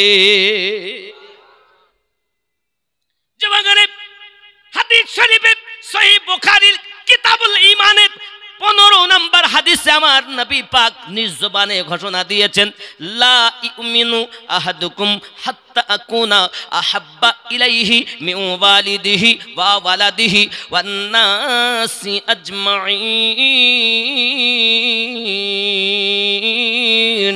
জোরে বলুন মারহাবা। আমার নবী পাক জানিয়েছেন, লা ইউমিনু হতে পারবে না তুমি মুমিন, ইমানদার, ইমানদারিনী। কেন, কত সময় হতে পারবে না? হাত্তা আকুনা হাব্বা ইলাইহি মিন ওয়ালিদিহি ওয়া ওয়ালাদিহি, তত সময় পর্যন্ত যদি তুমি তোমার অর্থের থেকে বেশি, তোমার সন্তানের থেকে বেশি, তোমার মা বাপের থেকে বেশি, তোমার জীবনের থেকে বেশি প্রেম না করতে পারো, তাহলে তুমি এখন মুমিন হতে পারবে না। আমার নবী বলেন, ওমর তুমি কেমন মোহাব্বত করো? সঙ্গে সঙ্গে বলেন, হুজুর আমি আপনাকে ভালোবাসি, তবে সব থেকে বেশি আমি ওমর আমার জীবনকে ভালোবাসি। আমার নবী বলেন, ওমর জেনে রাখো, পৃথিবীর সারজমিনে নিজের জীবনের থেকে বেশি যে ব্যক্তি আমি নবীকে মোহাব্বত না করতে পারবে, লা ইউমিনু কখনো মুমিন হতে পারবে না। হযরত ওমর রাদিয়াল্লাহু তাআলা ঘোষণা দিলেন, ইয়া রাসূলুল্লাহ, ইয়া হাবিবাল্লাহ, পৃথিবীর সারজমিনে আমার মায়ের থেকে, আমার বাপের থেকে, আমার সন্তানের থেকে, দুনিয়ার সমস্ত আত্মীয় স্বজনের থেকে বেশি, এমনকি আমি ওমর আমার জীবনের থেকে বেশি আপনাকে মোহাব্বত করি। আমরা ওই নবীকে মোহাব্বত করতে চাই যে নবীকে মোহাব্বত করলে হো জগতে লাভ, পরজগতে লাভ। ওই নবী সম্পর্কে আপনার কিনা বলা হয়েছে, वो जो ना थे तो कुछ ना था, वो जो ना हो तो कुछ ना हो। सरकार आला हजरत बोले, वो जो ना थे तो कुछ ना था, वो जो ना हो तो कुछ ना हो। जान है वो जहां की, জান হে তো জাহান হে। জোরে বলুন। বন্ধুরে, পৃথিবীর সরজমিনে আমার আপনার নবী সাল্লাল্লাহু আলাইহি সাল্লামকে আপনি চিনতে পাচ্ছেন না বাবা। সরকার আলা হযরত আবার বলতেছেন, আল্লাহ ক্যা জাহান্নাম अभी न सर्द होगा, रो रो के मुस्तफा ने दरिया बहा दिए, रो रो के मुस्तफा ने दरिया बहा दिए हैं, उनकी महके ने की नाम रूहुल মায়ের নামে রুহুল আমিন 500 টাকা, পকেট যেন না হয় ফাঁকা। আল্লাহ আপনি করে দেন না তার গুনার খাতাটা ফাঁকা। জোরে বলি আমিন। রাগ করছেন? জাহান্নাম আল্লাহ বানিয়েছেন, কাদের জন্য বানিয়েছেন? রব্বে কারীম কোরআন মাজিদে সূরা আল আরাফের 178 নম্বর আয়াতে বলেছেন, বিসমিল্লাহির রহমানির রহিম, মান ইয়াহদিল্লাহু ফাহুয়াল মুহতাদি, আমি আল্লাহ যার হেদায়েত দান করি তারা হেদায়েত প্রাপ্ত হয়, ওয়া মান ইউদলিল ফাউলাইকা হুমুল খাসিরুন, আর আমি আল্লাহ যাদের পথভ্রষ্ট করি তারা ক্ষতিগ্রস্তদের অন্তর্ভুক্ত। ওয়ালা কাদ যারানা লি জাহান্নামা কাসীরাম মিনাল জিন্নি ওয়াল ইনস, বহু সংখ্যক জিন এবং মানব জাতির জন্য আমি আল্লাহ পাক জাহান্নাম বানিয়ে রেখেছি। আয় আল্লাহ আপনি কেন জাহান্নাম বানালেন? মহান আল্লাহ পাক আল্লাহ তাআলা বলছেন, লাহুম কুলুবুল্লাহু লা ইয়াফকাহুনা বিহা, আমি আল্লাহ পাক তাদের অন্তর দিয়েছি, অন্তর দিয়ে চিন্তা ভাবনা করে নাও, এই জন্য তারা জাহান্নামী হবে। আমার সরকারে আলা হযরত বল, আল্লাহ ক্যা জাহান্নাম अभी न सर्द होगा, रो रो के मुस्तफा ने दरिया बहा दिए हैं, उनकी महके ने दिल के गुंचे खिला दिए हैं, जिससे राह चल गए हैं कूचे बसा दिए हैं। জোরে বলো। সরকার আলা হযরত বলছেন, বন্ধুরে আমার ওমর রাদিয়াল্লাহু তাআলা এমনি করে কাবা তওয়াফ করে মদিনাতুল মুনাওয়ারায় আমার আপনার নবী সাল্লাল্লাহু আলাইহি ওয়াসাল্লাম হিজরত করলেন। 10 দিনের সফর হযরত আবু বকর রাদিয়াল্লাহু তাআলা কে নিয়ে আপনার কিনা মক্কা থেকে মদিনায় হিজরত করে চলে গিয়েছেন। বাবা সোনা মানিকেরা আমার, এমন করে আপনারা ব্রেনের ভিতরে রাখুন, নবী আমার যাওয়ার কালে যে জায়গাতে আশ্রয় নিয়েছিলেন ওই জায়গাটার নাম হলো গারে হিরা। আমি আমিনউদ্দিন ওই গারে হিরা পাহাড়ের গুহায় উঠে 2 রাকাত নামাজ পড়ে এসেছি। বাবা উঠতে আমার বড় কষ্ট হয়েছিল বন্ধুরে, এক জায়গায় না অন্তত 20 জায়গায় বসেছি। আব্বা আমার সোনা মানিকেরা, ওই গুহার ভিতরে আমি গিয়ে আপনার কিনা 2 রাকাত নামাজ পড়েছি। আব্বা আমার নবী পাক সাল্লাল্লাহু আলাইহি ওয়াসাল্লাম আবু বকর রাদিয়াল্লাহু তাআলা কে সঙ্গে করে নিয়ে রাস্তা দিয়ে আপনার রওনা দেয়। 10 দিনের সফর, অনেক ঘটনা। যখন আমার আপনার নবী মদিনাতুল মুনাওয়ারায় পৌঁছিয়েছেন, আবু বকর রাদিয়াল্লাহু তাআলা আনহু নিজের জুব্বা মোবারকা খুলে খেজুরের একটা ডালে করে দিয়ে আপনার এমনি করে আপনার লহরাতে লেগেছেন। কেন লহরাচ্ছেন জানেন? ও মক্কার মানুষ, মদিনার মানুষ, তোমরা জানো আমি আবু বকরকে নবী মনে করো না, আমি হলাম এই হাবিবের গোলাম, আমার নাম আবু বকর। পতাকা উড়িয়ে বলছেন, তাহলে পতাকা ওড়ানো আবু বকর রাদিয়াল্লাহু তাআলা আনহুর মোহাব্বত, নবীর আগমনে জুলুস করা মদিনার সাহাবীদের মোহাব্বত। কেউ যদি মানে নবীর আগমনে জুলুস করা বেদাত, হাতির দাঁত বেদাত, বুঝে নিতে হবে বাবা তারা আমার নবীর আগমনে খুশি হতে পারিনি। কোরআন মাজিদে আল্লাহ পাক বলেছেন নবীর আগমনে খুশি হওয়ার কথা। এখন নবীর আগমনে খুশি হয়নি কে? যার নাম হলো ইবলিস। নাম কি? ইবলিস। খুশি হতে পারেনি। ইবলিস 4 বার কেঁদেছে, খুব বেশি। কয়বার? একজন যদি 5000 টাকা দেন তাহলে বলবো কোন জায়গায় 5,000 টাকা একজন হবে, 4 বার কেঁদেছে বেশি ইবলিস। 5,000 টাকা হবে, হবে একজন 5,000 টাকা হবে? নাই নাই বাবা, ঈদগাহাতে দেবেন, আমিনুদ্দিন কেলায় ঈদগাহাতে 5,000 টাকা একজন, একটি মানুষ মায়ের নামে দিবেন। বলে হুজুর আমাদের শোনার দরকার নেই, যাক বলবো না, চলে গেলাম। বলবো না, আগিয়ে গেলাম। যদি মন চায় দেবেন 5,000 টাকা একজন ব্যক্তি, হবে না? আয় আল্লাহ পাক দান কবুল করুন। মুখতার ভাই আমার 2,000 টাকা আব্বা মায়ের নামে, তার আব্বা মায়ের কবর জান্নাতের টুকরা বানিয়ে দিন। আরো জোরে বলো আমিন।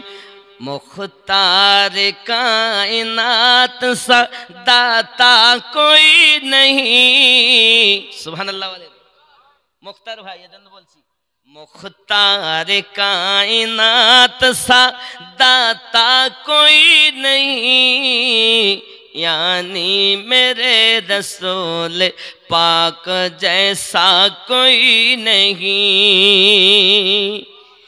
আমার নবী সাল্লাল্লাহু আলাইহি ওয়াসাল্লাম নিজ জবান মোবারকায় ঘোষণা দিয়েছেন, নবী হওয়ার জন্য সমস্ত আপনার কিনা ক্ষমতা আল্লাহ পাক ওমর রাদিয়াল্লাহু তাআলা নূর ভিতরে দিয়েছে। আর জোরে বলুন। রাসূল করিম বলেন, আমার পরে যদি কেউ নবী হতো সে হযরত ওমর হতো। আর জোরে বলেন। আমার নবী সাল্লাল্লাহু আলাইহি সাল্লাম নিজ জবান মোবারকায় ওমর রাদিয়াল্লাহু তাআলা সম্পর্কে আপনার ঘোষণা দিয়েছেন। ও আমার জওয়ানেরা, সোনামানিকেরা, চলুন আগিয়ে যাই। প্রিয় নবী সাল্লাল্লাহু আলাইহি ওয়াসাল্লাম ওমর রাদিয়াল্লাহু তাআলা কত পাওয়ার দেখুন। নবী আমার জবান মোবারকায় বলেন, পৃথিবীর জমিনে 30 বছর খেলাফত চলবে। কয় বছর? 30টি বছর। আমার নবী সাল্লাল্লাহু আলাইহি সাল্লাম ইন্তেকাল করার পরই আপনার কিনা দেখা গেল প্রথম খলিফা হলেন হযরত আবু বকর রাদিয়াল্লাহু তাআলা আনহু। তিনি খেলাফত কাল চালালেন আপনার 2.5 বছরের মতো। এরপরে আপনার খেলাফত কাল চলল, ওমর রাদিয়াল্লাহু তাআলা খলিফা হলেন। আব্বা আমার আবু বকর রাদিয়াল্লাহু তাআলা তিনি লিখিবদ্ধ করে গেলেন একটা চৌতা, আমার পরেও খলিফা হবেন ওমর রাদিয়াল্লাহু তাআলা, নিজের নাম আপনার কিনা লিখে দিয়ে চলে গিয়েছেন। হযরত ওমর রাদিয়াল্লাহু তাআলা খলিফা হলেন। একটানা 10 বছর খলিফার পদে তিনি ছিলেন। জোরে বলুন সুবহানাল্লাহ। বাবাজিরা, হযরত ওমর রাদিয়াল্লাহু তাআলা যখন শাসনকর্তা হলেন, আপনার খলিফা পদে গ্রহণ নিযুক্ত হলেন, তখন ওনার শাসন ছিল এই অর্ধ পৃথিবীর যিনি খলিফা আমিরুল মুমিনিন ওমর রাদিয়াল্লাহু তাআলা আনহু। আব্বাজি আমার, বাবা আমার, এমন করে দেখা যায় একদিন উনি আপনার নামাজ পড়তে এসেছেন, কিন্তু বাবাজি তার পোশাকের মধ্যে দেখা গেল আপনার কিনা লেখা আছে সরকারি পোশাক। টাকাও দরকার, আবার জলসাও দরকার। বলছে হুজুর 2 দিন করেছি কিন্তু কিছু হয়নি, এজন্য আপনার কাছে চাইছি, নইলে চাইতাম না। আব্বা আমার সোনামানিকের হযরত ওমর রাদিয়াল্লাহু তাআলা আনহু এমনি করে আপনার কিনা দেখা গেল তারা সব বলতেছে, একজন প্রশ্ন করেছে, ওগো আমিরুল মুমিনিন, আপনি হলেন খলিফা, কিন্তু আপনার জামাতে সরকারি পোশাক বলে লেখা। আজিজুল শেখ, এই গ্রামে বাড়ি, আজিজুল শেখ তিনি 1 বস্তা পেঁয়াজ, নারে তাকবীর।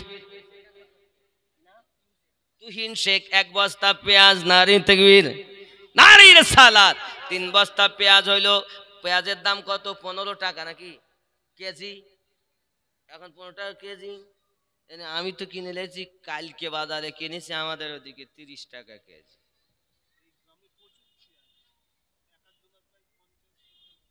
এরকম যদি এত পেঁয়াজ হয়, 1 বস্তায় ক কেজি থাকে গো? 50 কেজি। যে ঘরে বসতে দিয়েছে, কি নাম বাবু? আজিজুলের বাড়িতে খাওয়া দাওয়া, কবিরুল না, কবিরুলের বাড়ি, ওখানে গিয়ে দেখছি পেঁয়াজ ছাড়াচ্ছে। আমাকে তো হুজুর পেঁয়াজ নিয়ে যাবেন। আমাদের ভাই রহিম ভাই আছে, আলাউদ্দিন সাহেবের ভাইপো, আলাউদ্দিন ভাই, ওই বাথানে ওখানে জানি পেঁয়াজের ব্যবসা করে, বুঝতেছেন? ওখানে গেলে পেঁয়াজ আমি নিয়ে যেতে পারি। এত ভক্ত লোক, লরি নিয়ে আসতে হবে মনে হয়। না বাবা লাগবে না, দোয়া দিবেন, দোয়া দিবেন। এই মাদ্রাসা আছে নকশবন্দিয়া মুজাদ্দিদিয়া সুন্নি মাদ্রাসা, আপনারা হয়তো এতদিন শুনেছেন মাদ্রাসা করছি।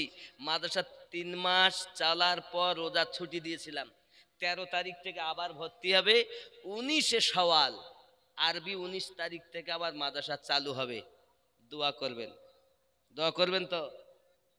বলুন না ইনশাল্লাহ। এ বাবা, এ মাদ্রাসা ইনশাল্লাহ দিন দিন আর উন্নতির পথে। আর আপনাদেরই সহযোগিতা। শুধু বলি এত টাকা মৌলভী সাহেবকে দিতে হবে কেন? 60 লাখের উপরে ব্যয় করে ফেলেছি, 13 লাখ ঋণ হয়ে আছি হে যুবক। আর আমার নিজের দুর্বলতার কারণে কিছু হয়নি। এখন মাদ্রাসা দোতলা করতে হবে, এখন পাশে জমি বিক্রি হবে, সেটা নিতে হবে। টাকা এই আপনাদের জালসার টাকা নিয়ে অল্প কিছু আমি বাড়িতে রাখি, বাকি সব মাদ্রাসায়। কেন দিবেন না? আপনাদের হাত পায়ে ধরে নিব আমি। দাড়ি সাদা হয়ে গেছে দেখেন অনেকটাই, আগে এত ছিল না। মানে আমার বয়সে যারা, আমার বড় ভাই আমার থেকে 9 বছরের বড়, তারে যদি আমার পাশে দাঁড় করিয়ে দেওয়া হয় তা মনে হবে যেন আমার থেকে অন্তত 15 বছরের ছোট। বুঝেছেন? আমরা এত জেগিয়ে জেগিয়ে আল্লাহ পাকের দয়ায়, নবীর মায়ায় ছুটে ছুটে এই হালাত হয়ে, তাতে আমি অসন্তুষ্ট না। আমার মতো জাহেল মূর্খর দ্বারাই আল্লাহ এত করিয়ে নিচ্ছেন, এটাই আলহামদুলিল্লাহ। আমার থেকে তো কত বড় বড় আলেম ওলামা রয়েছে, কিন্তু তাদের দ্বারায় করাতে হচ্ছে না। কার দ্বারায় আল্লাহ কি করিয়ে নেয় কে জানে, নাকি বলেন? এ মাদ্রাসা আমার লয়, আপনাদের। অনেকের টাকা আছে কিন্তু মন নাই বাবা আমার। এজন্য পৃথিবীর জমিনে আপনাদের বলবো একটু চিন্তা ভাবনা করবেন। নামাজ অপরিহার্য। নামাজ যিনি পড়ান তার না, তাকে ইমাম বলে। আপনাদের এখানে নামাজ পড়ে তাকে কি বলে? ইমাম বলে। ইমাম যদি নামাজ পড়াবে তার সম্মুখে কখনো তর্ক করবেন না। ইমাম মানে নেতা, ইমামকে কখনো অর্ডার করবেন না, তাহলে অসুবিধা আছে। কারণ আপনি বলছেন ইক্তেদাইতু বিহাজাল ইমাম, নামাজ তার পিছনে দিচ্ছেন। ইমামের প্রত্যেক ওয়াক্তের নামাজ সহ কিয়ামতের দিন হিসাব দিতে হবে ইমামকে। যার পিছনে নামাজ যেমন ইবাদত সঁপে দিলেন, তারই পিছনে গিয়ে পিঠ পিছে বদনাম করলেন, খবরদার না। যদি ভুল করে থাকেন করবেন না। মসলাতে তো এমনও বলেছে যে ইমাম সাহেব ধরেন আসরের নামাজ পড়ে একটু বসে ওয়াজিফা হয় না, ফজরের পর আর আসরের নামাজের পর বিশেষ করে একটু একটু ঘুরে বসে ওয়াজিফা করেন। এমন সময় কেউ যেন এমন না করে, গলা খাকার দিয়ে ইশারা যেন না দেয় যে তাড়াতাড়ি দোয়া করো। কারণ যিনি ইমাম তিনি যথেষ্ট জ্ঞান রাখেন। ইমাম অর্থ নেতা, গ্রামের দায়িত্ব তার। আপনি তাকে অর্ডার করতে পারেন না, বরং তো তার অর্ডারে আপনাকে চলতে হবে। মনে করেন যে ভাতা টাকা পাচ্ছে বলে আপনি টাকা দিবেন না, তাহলে আপনার নামাজ কিন্তু হবে না। অল্প হলেও আপনাকে দিতে হবে। ইমামের যদি পেটে ক্ষুধা থাকে তাহলে তোর মন বাইরে যাবে, নামাজে মন বসবে না বাবা। এর জন্য ইমাম বলছে মুয়াজ্জিনের ভাতা ওমর রাদিয়াল্লাহু তাআলা চালু করেছিলেন। জোরে বলুন। চা দেশে কবে দেশে তো জানি না। আলহামদুলিল্লাহ, মাশাআল্লাহ। যাই হোক, এ ভাতা হযরত ওমর রাদিয়াল্লাহু তাআলা কি কি করেছেন দেখেন। ওনার যুগের আগে বলে নেই। এখন ওই পোশাক, সরকারি পোশাক ওপর এবং নিচে, গরম চাটা কত করে দিলে হবে না, এর থেকে হাফের হাফ দিতে হবে, 1 থেকে 2 বার। টাকা দিচ্ছে তো আমার মায়েরা, দিচ্ছে ভাই মুক্তার ভাই। মাশাআল্লাহ মাশাআল্লাহ, মা দেন। আর ঘটনা শোনেন, রাগ করছেন? ওয়াজ করব? আচ্ছা, যে কথা বলবো বলেছিলাম ওটা বলে দেবো, যে 4 বার ইবলিস কেঁদেছিল বলেছি না, ওটা বলবো, চিন্তা নেই। কেন আপনারা দিচ্ছেন তো, আজ যদি 1000 করি একটু হইতো। ওমর ফারুক রাদিয়াল্লাহু তাআলা আনহু দেহেতে 2টি পোশাক সরকারি লেখা। প্রশ্ন হলো, ওমর আপনি আমিরুল মুমিনিন, অর্ধ পৃথিবীর খলিফা, আপনার গায়ে সরকারি পোশাক 2টা কেমন করে এলো? হযরত ওমর রাদিয়াল্লাহু তাআলা আনহু বলেন, একটি আমি পেয়েছি হিসাবে, আর একটি হলো আমার নয়, আমার নয়, আমার সন্তানের সেই পোশাকটা আমাকে দিয়েছে। এই জন্য উপর এবং নিচে, নিচে একটা নিচে জড়ানো, একটা উপরে জড়ানো, সরকারি লেখা। ওগো আমিরুল মুমিনিন খলিফাতুল মুসলিমিন, তিনি একবার জুমার নামাজ পড়তে আসতে দেরি করে ফেলেছেন। মুসল্লিরা বলেন খলিফা আসতে দেরি করেন কেন? উনি মসজিদে উঠে দুখানা হাত তুলে দোয়া আপনার কিনা ক্ষমা চাচ্ছেন। ও মুসল্লিয়ানেরা, আমার বাবাজিরা, আপনারা আমাকে মাফ করে দিবেন, আমার আসতে একটু দেরি হয়ে গেল, কারণ আমি ওমরের মাত্র একটি পোশাক, এই একটি পোশাককে আমি পানিতে ধুয়ে দিয়েছিলাম, রৌদ্র কম থাকার কারণে শুকাতে দেরি হয়ে গেছে বলে জুম্মার নামাজে আমার আসতে একটু দেরি হয়ে গেল। একটু খেয়াল করবেন বাবা, অর্ধ পৃথিবীর শাসনকর্তা তিনি, তিনার অবস্থা হলো এমন। এ যুবকেরা খুব ভালো করে শুনে নাও, আমিরুল মুমিনিন রাদিয়াল্লাহু তাআলা আনহু আপনার কিনা গাস্ত করে বেড়াচ্ছেন, ঘুরে বেড়াচ্ছেন বাবা। মরুভূমি ময়দান পার করে দেখে একটা ঘরে আপনার কিনা দেখা গেল কান্নার আওয়াজ আসতেছে। আমিরুল মুমিনিন ওমর রাদিয়াল্লাহু তাআলা আনহু তাহলে আপনার পাশে গেলেন, দরজার কাছে গিয়ে আপনার কিনা দেখতেছেন, হে বাবাজিরা আমার, তা ভিতর থেকে আওয়াজ আসতেছে, বাবারা বাবারা তোমরা শান্ত হও, তোমরা শান্ত হও। আব্বাজি আমার বাচ্চাগুলো কাঁদে, ক্ষুধা লেগেছে। এমন সময়তে আপনার কিনা তারা বলতে চাচ্ছে, বাবা তুমি কেঁদো না। মা বলে বাবা তোমরা কেঁদো না, কারণ আমাদের খলিফা আমিরুল মুমিনিন আরামে খেয়ে দে বিছানায় ঘুমায়, আর আমরা গরিব মানুষ, আমাদের খাওয়া হয় না, আমাদের খোঁজ নেওয়ার সময় ওমরের নাই। কিয়ামতের দিন ওই ওমরকে আমরা ছাড়ব না বাবা, তোমরা শান্ত হও, আমি মা তোমাদের জন্য গোশত রান্না করতেছি। আব্বাজি আমার সোনা মানিকেরা, হযরত ওমর রাদিয়াল্লাহু তাআলা আনহু রাতের বেলাতে করলেন কি, দরজায় আওয়াজ দিলেন। দরজাটা যখন খোলা হলো উনি চলে গেলেন, যাইয়া বলছেন, মা গো কি ব্যাপার মা, আপনি এমন করে কান্নাকাটি করছেন কেন? আব্বাজি আমার সোনা মানিকেরা এমন সময়তে আপনার কিনা বলছেন, কেন কি হয়েছে? বলে বাবা পৃথিবীর জমিনে আমি চিন্তা ভাবনা করি, আমরা হলাম ওমর রাদিয়াল্লাহু তাআলা যুগের মানুষ, আমিরুল মুমিনিন ওমর ফারুকের যুগের মানুষ। আমার সন্তানগুলো খেতে পায় না, ক্ষুধার জ্বালা 3 দিন তারা ক্ষুধায় রয়েছে, খেতে পায় না বলে কান্না করি। আমি মা কিছু তো পারি না তাদের সান্ত্বনা দেওয়ার জন্য, আমি ময়দান থেকে পাথর কুড়িয়ে এনেছি, তার হাড়ির মধ্যে পাত্রের মধ্যে পানি দিয়ে নিচে আপনার আগুন জ্বালিয়ে দিয়েছি, আগুন দিয়ে আপনার কেনা তৈরি হয়। বাচ্চাগুলো বলে মা কি রান্না করতেছেন? আমি বলি বাবা রে গোশত রান্না করতেছি। খড়মড় করে আওয়াজ হয় বাবা, টকবক করে আপনার কিনা পানি ফোটা আওয়াজ হয়, বাচ্চাগুলো শান্ত হয়। আব্বা আমার আমিরুল মুমিনিন শুধুমাত্র ওখান থেকে বললেন ঠিক আছে, উনি ওখান থেকে একটু অপেক্ষা করুন, চললেন, যাই আপনার কিনা আপনার চলে গেলেন। বাড়িতে যাওয়ার পরেতে আপনার বলতেছেন, রে আসলাগ আটার বস্তা দে, সমস্ত সবজিগুলো ভরে দে, সব মুখ বন্ধ করে দে, আমার কাছে দে। আসলাম বলেন হুজুর আমি লইয়া যাই।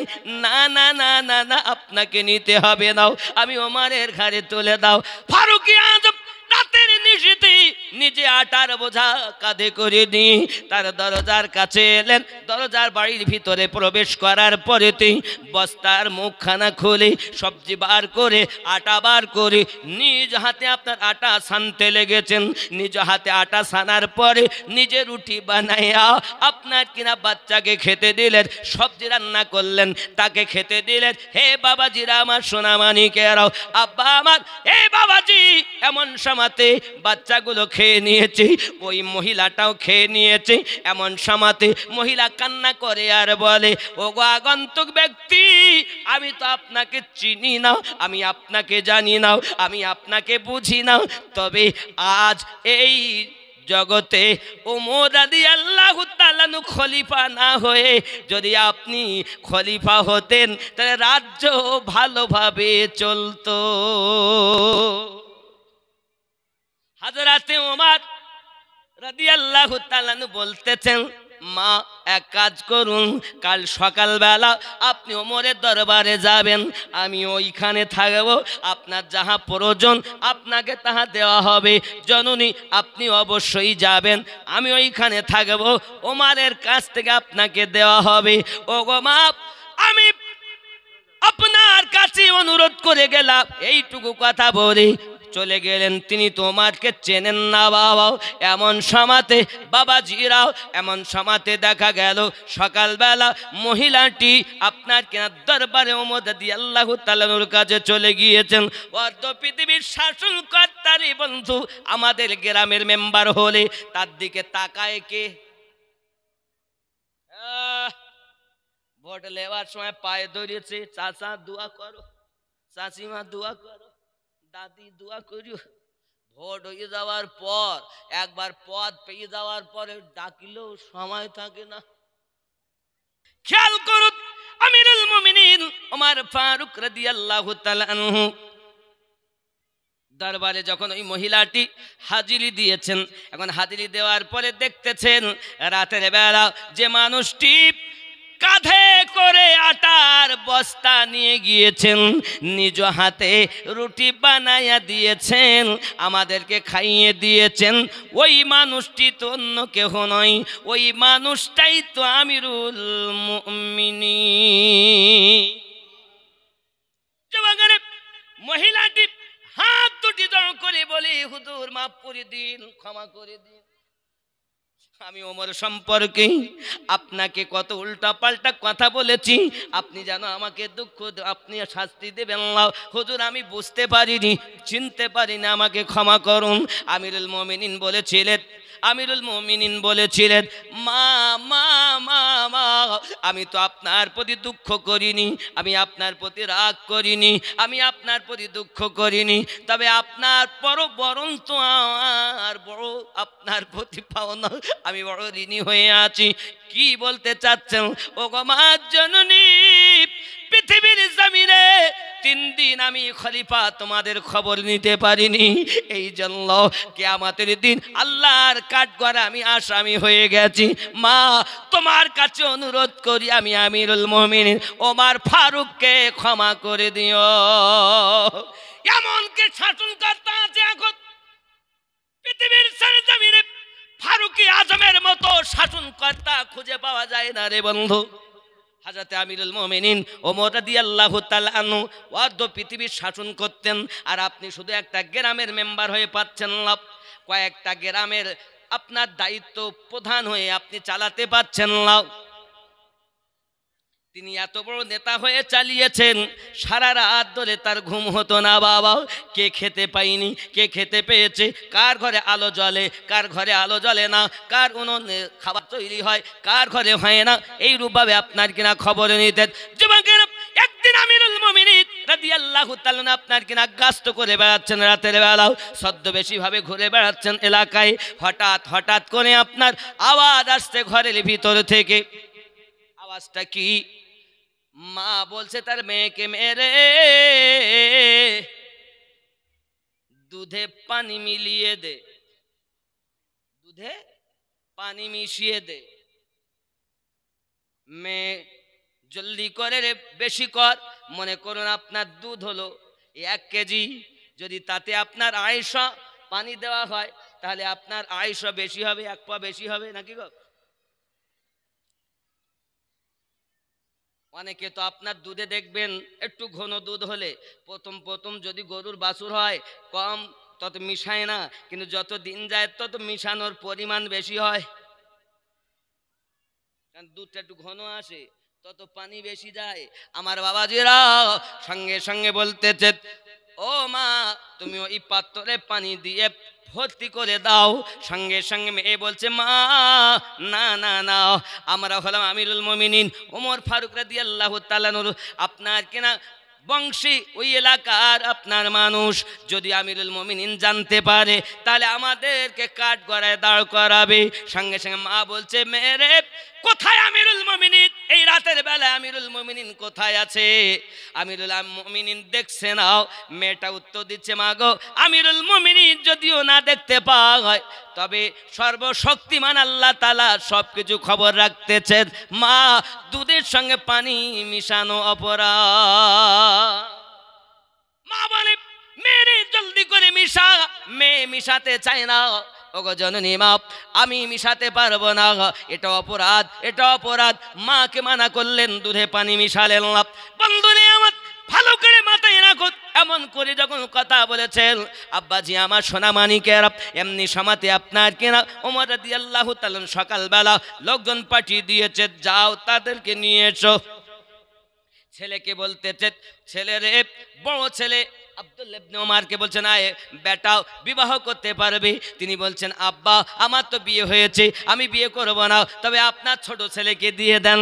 সঙ্গে সঙ্গে ছোট ছেলেকে বলছে, ছোট ছেলে রে, আমি আমার ঘরের বৌমা পেয়েছি সুন্দর।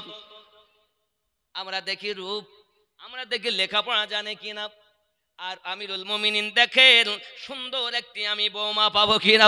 সোনা মানিকেরা, যে বৌমা সৎ চরিত্রার মহিলা হবে। আহারে, হযরত ওমর রাদিয়াল্লাহু তাআলা আনহু ছোট ছেলেকে বললেন বিবাহ করার জন্য। ছেলে রাজি হয়ে গেলেন। যুবকরা আমার, বোঝা গেল আমিরুল মুমিনিন রাদিয়াল্লাহু তাআলা আনহু বলেন, আমি আমার ঘরের জন্য একটি বৌমা পেয়েছি। আব্বা আমার সোনা মানিকেরা, খেয়াল করুন এখনকার ঘরের বৌমা কেমন।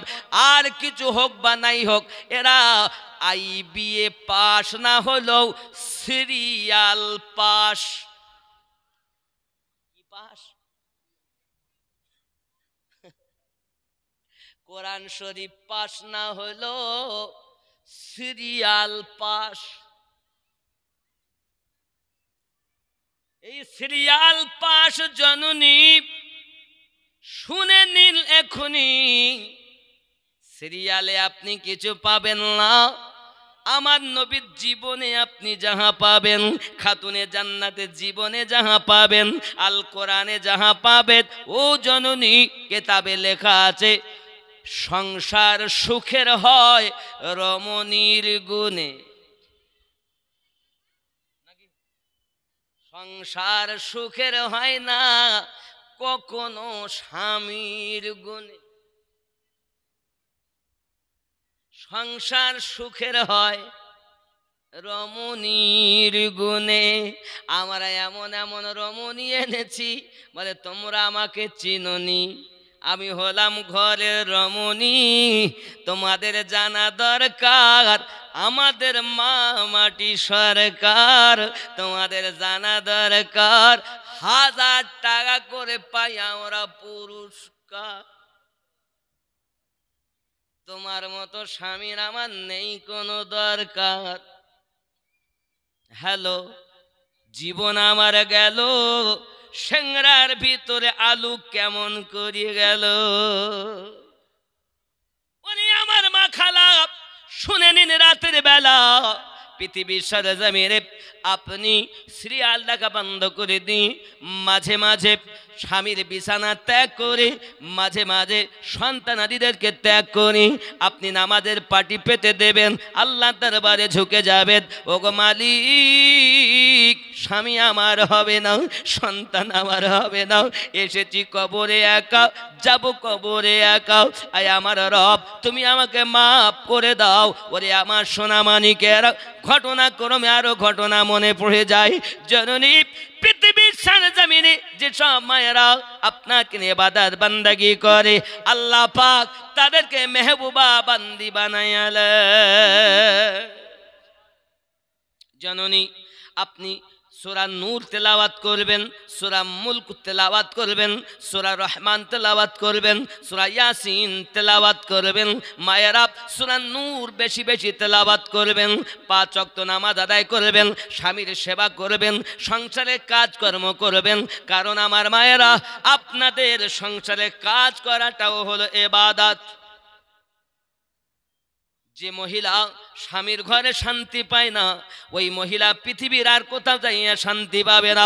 কারণ পৃথিবীর জমিনে একজন নারীর জন্য শান্তির ঘর হলো তার স্বামীর ঘর।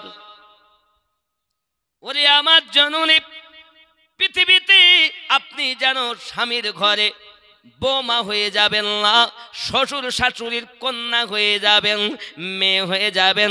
শ্বশুর শাশুড়ি বৌমা যেন ভাববেন না, নিজের কন্যা ভাববেন। অনেকে বলে মৌলবি ভাই আপনি ঠিকই বলেছেন, আমরা তাই করি। আমার বিটি পরকে দিয়েছি, পরের বিটি ঘরে নিয়ে এসছি, তা আমার বিটি লয়। মুখেই বলে, কাজে কিন্তু শাশুড়ি। যদি বলেন হুজুর কেমন কথা, মনে নিবেন না ব্যথা, আমি যেটা বাস্তব বলি মিলাবেন। দেখবেন নিজের বিটি যখন বাড়ি আসে, বাড়ি আসার পরে তার জন্য আদর যত্ন হয় ভালো। তার যদি কোনো অসুবিধা হয় তার জন্য বেশি ট্রিটমেন্ট করা হয়। আর যদি বৌমা বলে আমার মাথা ব্যথা করছে, তো বলে আমিরুল মুমিনিন রাদিয়াল্লাহু তাআলা আনহুর পাওয়ার কত জানেন বাবা? এই সোনামানিকেরা আমার, হযরত আমিরুল মুমিনিনের কাছে মানুষরা এসে সংবাদ দেয়, হুজুর রাস্তার মাঝে বাঘ বসে থাকে, মানুষ গেলে তাকে আক্রমণ করে। আমিরুল মুমিনিন রাদিয়াল্লাহু তাআলা আনহু বলেন, তাই কি কখনো সম্ভব? তাই নাকি? আমিরুল মুমিনিন আপনার কিনা নিজের দরবার থেকে বার হলেন, আর আপনার লাঠি সোটা নেননি, বন্দুক নেননি, কোনো প্রহরী নেননি, নিজে আপনার কিনা গেছেন। লোকে বলে আমিরুল মুমিনিন যখন যায় আমরা দেখতে যাব। আমিরুল মুমিনিন আপনার কিনা গেলেন, দেখে সত্যি বাঘ রাস্তার মাঝে আপনার কিনা বসে আছেন।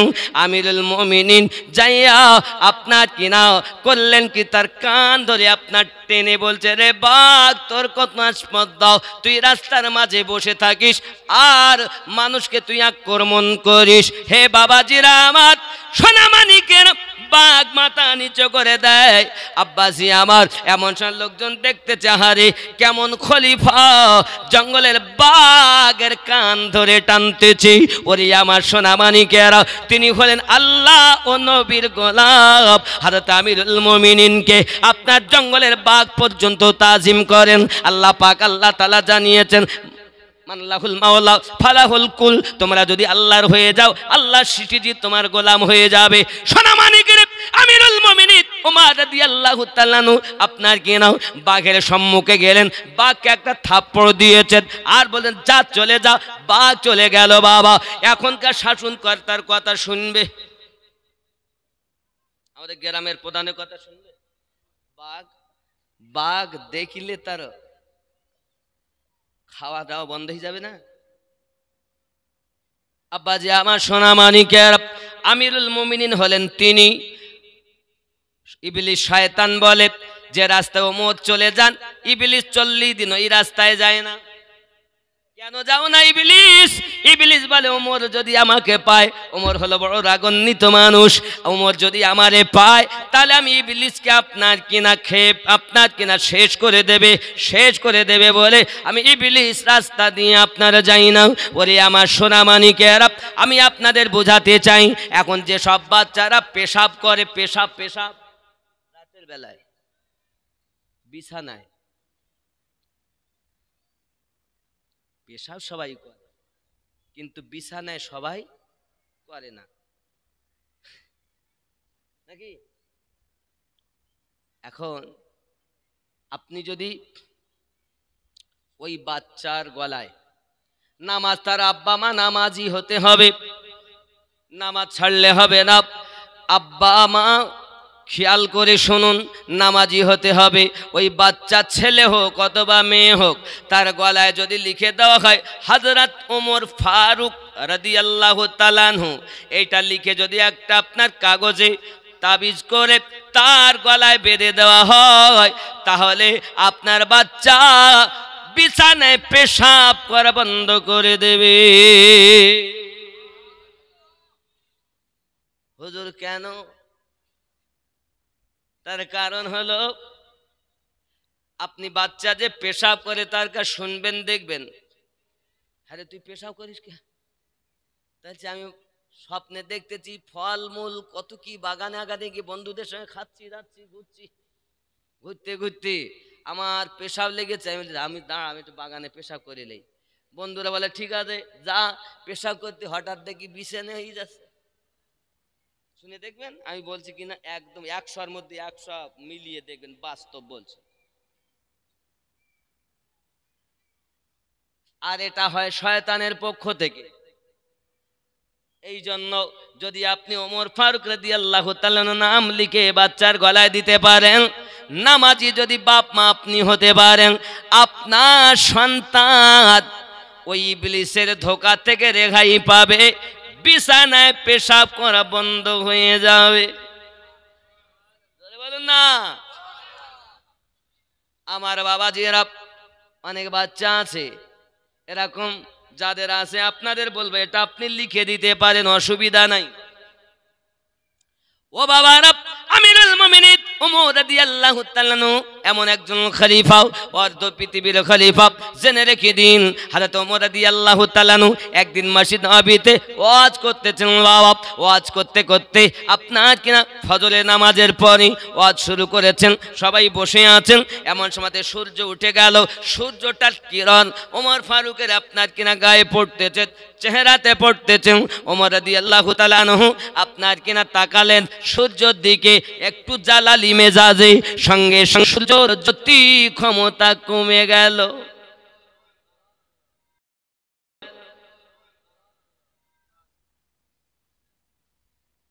শ্রোতারা বলেন, ভক্তরা বলেন, হুজুর সূর্যের ক্ষমতা, সূর্যের জ্যোতি যদি কমে যায় আমরা তো বাঁচব না। একটু হেসে বললেন, তাই নাকি? তাই নাকি? এতটুকু কথা বলার সাথে সূর্যের জ্যোতি আল্লাহ পুনরায় ফিরিয়ে দিয়েছেন। আরো জোরে বলুন সুবহানাল্লাহ। এ যুবকেরা, ওমর রাদিয়াল্লাহু তাআলা কে আপনি জানেন? আয় বাবাজিরা আমার, ওমর রাদিয়াল্লাহু তাআলা মসজিদ নববীতে একদিন খুতবা দিচ্ছেন জুমার দিন। জুমার দিনে খুতবা দিতে দিতে বলছেন, ইয়া সারিয়াতাল জাবাল, সারিয়া জাবল, পাহাড়ের দিকে দেখো আমার সোনা মানিকেরা। এমন সময়তে আপনার কিনা দেখা গেল, এমন সময়তে দেখা গেল পৃথিবীর সারা জমিনে যারা মুসল্লি ছিল ওই মদিনাতুল মুনাওয়ারায়, তারা প্রশ্ন করে, হুজুর আপনি আমিরুল মুমিনিন হয়ে খুতবা দিতে দিতে বেশি শব্দ কেন প্রয়োগ করেছেন? তিনি বললেন, হ্যাঁ আমি বেশি শব্দ এই জন্য প্রয়োগ করেছি, এখান থেকে হাজার হাজার মাইল দূরে সারিয়াকে বিপদগ্রস্ত দেখে, দুশ্মনের কবলে তাকে পড়তে দেখে আমি এখান থেকে ওমর মসজিদ নববী শরীফ থেকে সারিয়াকে সাবধান করে দিয়েছি, সারিয়াকে জাবল পাহাড়ের দিকে লক্ষ্য করতে বলেছি। মদিনার মানুষ তারা ডাক দিয়ে বলছে, আয় আমিরুল মুমিনিন আপনি কেমন কথা বলতেছেন? কতক্ষণ? মসজিদ নববী কোথায়? জাবল পাহাড় হাজার হাজার মাইল দূরে, এখান থেকে কোথায় আপনার সামদেশ? কোথায় সামদেশ আর কোথায় মক্কা? মদিনাতুল মুনাওয়ারা কত দূর, হাজার হাজার মাইল দূরে, কত পাহাড় পর্বত গাছপালা ভেদ করে আপনি দেখলেন কেমন করে? ওমর রাদিয়াল্লাহু তাআলা আনহু বলেন, বাবারা আমি ওমর দেখেছি বলি তো তাকে সাবধান করেছি। তখন মদিনার মানুষ বলেন, ওগো ওমর রাদিয়াল্লাহু তাআলা আনহু, আপনি যদি দাবিতে সঠিক হন তাহলে যতদিন সারিয়া ফিরে না আসবেন ততদিন আপনাকে নজরবন্দি থাকতে হবে। ফারুক আজম বলেন, বুঝতে পেরেছি আমি নবীর গোলাম, আমি নবীর গোলাম, আমাকে তারা টেস্ট করতে চাই, তারা আমাকে পরীক্ষা করতে চায়, আমি ওমর তাতে রাজি। কারণ যারা আল্লাহওয়ালা হয়ে যায়, যারা নবীর গোলাম হয়ে যায়, তাদের যে তিনে নেত্রের পাওয়ার আমার আল্লাহ পাক দান করেন। আজ মদিনার মানুষ আমি ওমর রাদিয়াল্লাহু তাআলা থেকে তোমরা শিক্ষা গ্রহণ করবে, যদি বলুন না সুবহানাল্লাহ। আলতাফ হোসেন 5000 টাকা এই গ্রামে বাড়ি এসে দিয়েছে, তাড়াতাড়ি দিয়েছে 5000। আল্লাহ হবেন না যেন বেজার, স্বপ্নের মাঝে নবীর করিয়ে দিবেন দিদার। জোরে বলেন আল্লাহুম্মা আমিন। নারে তাকবীর, নারে রিসালাত, নারে রিসালাত। বাপজি আমার সোনা মানিকের, আমিরুল মুমিনিন রাদিয়াল্লাহু তাআলা আনহু এমন সময়তে আপনার করলেন কি, বাবাজি আমার নজরবন্দি থাকলেন। সবাই তার বন্ধু না। অনেক লোক তো দলিল চায়, বিনা দলিলে তো মানবে না। আমি এটা করেছি, যারা ভক্ত তারা বলে ঠিক করেছে, আর সবাই তো মানবে না, দলিল চাই। তা দলিল কি ওমর? আপনি বলছেন এখান থেকে ওনাকে সাবধান করে দিয়েছেন, তাহলে দুশ্মন তাকে শহীদ করতে পারিনি, নিশ্চিত তিনি হায়াতে আছেন। আর হায়াতে থাকলে যুদ্ধ শেষে ফিরে বাসায় আসবেন। আর যখন আসবে তখন আমরা তার কাছে শুনব আর আপনার এই কথাকে মিলাবো। যদি আপনার কথার সঙ্গে হযরতে সারিয়া রাদিয়াল্লাহু তাআলা আনহুর কথা একই হয় তাহলে বিশ্বাস করব, নইলে আপনাকে শাস্তি নিতে হবে। ফারুকে আজম বলেন আমি রাজি। বলুন, এখন নজরবন্দি মানে কি? পেশাব করতে গেলেও মানুষ ডিউটি দেবে, ঘুমিয়ে থাকলেও মানুষ ডিউটি দেবে, মানুষের নজরে থাকতে হবে।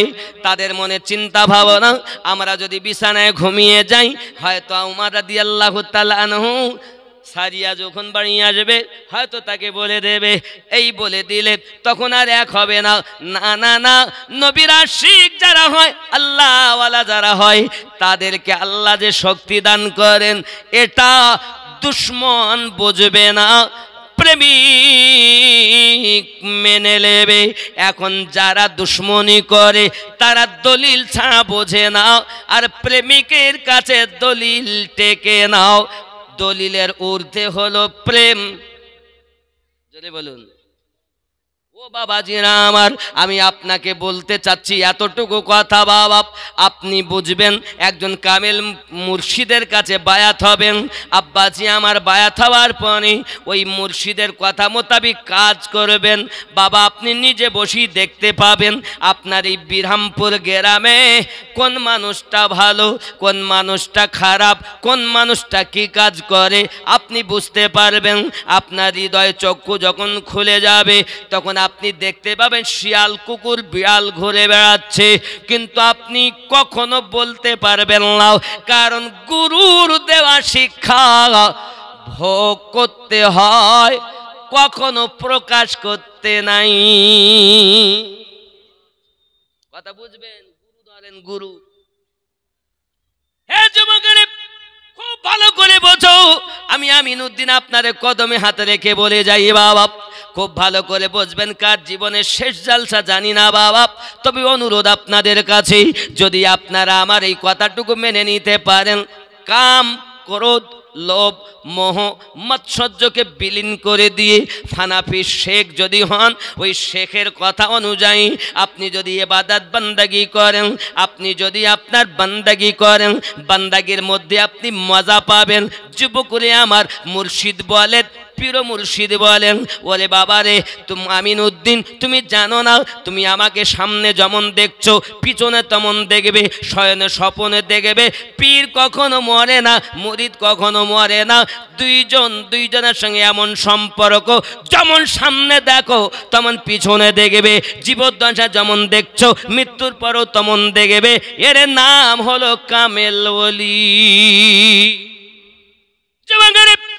সোনা মানিকেরা, আপনি যদি বাস্তবে টেস্ট করতে চান যে আমিনউদ্দিন ভাই আমি আপনার কথা বিশ্বাস করব, তখন বাস্তবে পাবো যখন, আমি আপনাকে অনুরোধ করব হাত দুটি ধরে বাবা আপনি কামেল মুর্শিদের কাছে দীক্ষা নিয়ে নেন। নিয়ে নেওয়ার পরে আপনাকে ওই মুর্শিদ যা আপনাকে ওই কথা দেবে বাবা, মুর্শিদ চিনতে হবে, যাকে তাকে পীর বললে হবে না বাবা। এখন আপনাদের এলাকায় অনেক পীর আছে না, পীর পীর উদিয়ে বাবা 7 জায়গার খেলাফতি, 10 জায়গার খেলাফতি, কত খেলাফত রাস্তায় ঘুরে বেড়াচ্ছে, টাকা দিয়ে খেলাফত কিনতে পাওয়া যাচ্ছে। যুবকরে আমার খুব ভালো করে বুঝবেন বাবা, যাকে দেখে আল্লাহ আল্লাহ স্মরণ হয়, যাকে দেখলে নবীর কথা মনে পড়ে, সে হলো আসল পীর রে বাবা। ও বাবাজি আমার, নবীর কথা গেছে ফলি, আসিলে ঘর কলি, ঘরে ঘরে দেখা দিবে সহশত ওলি। না? নবীর কথা গেছে ফলি, আসিলে ঘর কলি, ঘরে ঘরে দেখা দিবে সহশত অলি। ওরে ভূমণ্ড ভরেছে ভণ্ড পীরে রে, ভূমণ্ড ভরেছে ভণ্ড পীরে। ভণ্ড পীর হইলে হবে না, পীরটা কেমন হবে আরো আমি বলি শোনেন। এ ভূমণ্ড ভরেছে ভণ্ড পীরে রে, এ ভূমণ্ড ভরেছে ভণ্ড পীরে। ভণ্ড পীর বলা শেষ করে দিলে আমাদের। আব্বাজি আমার, ভণ্ড পীর বাদ দিয়ে যদি কামেল অলি আপনি ধরেন তাহলে আপনার জন্য লাভ। আর আপনি যদি ভণ্ড গেল ইসলাম রসাতলে, বেঈমান ভণ্ডের ভিড়ে, ভূমণ্ড ভরেছে ভণ্ড পীরে রে, এই ভূমণ্ড ভরেছে ভণ্ড পীরে। নবীজির হাদিসের বাণী, আসিলে ঘর কলি, ঘরে ঘরে দেখা দিবে সহশত অলি। নবীর কথা গেছে ফলি, দেখি ধীরে ধীরে রে, ভূমণ্ড ভরেছে ভণ্ড পীরে রে, ভূমণ্ড ভরেছে ভণ্ড পীরে। খানে দরজাল দেখা দিবে কিয়ামতের আগে, কিছু কিছু পীরের স্বভাব তেমন তেমন লাগে। খানে দরজাল দেখা দিবে কিয়ামতের আগে, কিছু কিছু পীরের স্বভাব তেমন তেমন লাগে। নিজে খোদা হয়ে সাজদা নয় না তো শিরে রে, এ ভূমণ্ড ভরেছে ভণ্ড পীরে রে, ভূমণ্ড ভরেছে ভণ্ড পীরে। দিনের নবীর মুখের বাণী যাবে কি আর ফেলা, বেনামাজি পীর হবে শয়তানেরই চেলা। দিনের নবীর মুখের বাণী যাবে কি আর ফেলা, বেনামাজি পীর হবে শয়তানেরই চেলা। শাহ আলম কয় গেল বেলা, দেখ না পিছু ফিরে রে, ভূমণ্ড ভরেছে ভণ্ড পীরে রে, ভূমণ্ড ভরেছে ভণ্ড পীরে। পীর কে? যার কাছে মুরিদ হবেন, বায়াত হওয়ার সাথে সাথে আপনার কলবের পর্দা সরিয়ে দিবে হাত দিয়ে, এই আঙুল দিয়ে। আর এই তরিক, এই ফাস ইমামে রব্বানি মুজাদ্দিদ আল পেসানি রাদিয়াল্লাহু তাআলার কাছে আছে, কারণ তিনি ফারুকি আওলাদ। জোরে বলুন। আরে ওখান থেকে শাহ মহিউদ্দিন দেহলভী রহমাতুল্লাহ আলাই, ওখান থেকে আব্দুল আজিজ নকশবন্দি রহমাতুল্লাহ আলাই, ওখান থেকে আমার গৌসুল আজম আলিমুদ্দিন নকশবন্দি রহমাতুল্লাহ আলাই। জোরে বল। আপনি পীর চেনেন না, আপনি মনে নিজেই তো চোর, আবার চোর চিনতে যাচ্ছে। চোর কখনো চোরই চেনে। দেখেন, চেনলে মূল্য দিয়ে কেনে, আর যদি না চেনে তা ফ্রিতেও নেয় না। ঠিক কিনা বলো? আব্বাজি আমার সোনা মানিকের, আপনাদেরকে আমি ভালো করে বোঝাতে চাই বাবা, তিনে নেত্র আপনি নিজে বাস্তব করবেন। মুর্শিদের কথা আপনাকে আমি দুটো বলে যাব। এক নাম্বার দীক্ষা নেবেন, হালাল রুজি খাবেন, সত্য কথা বলবেন।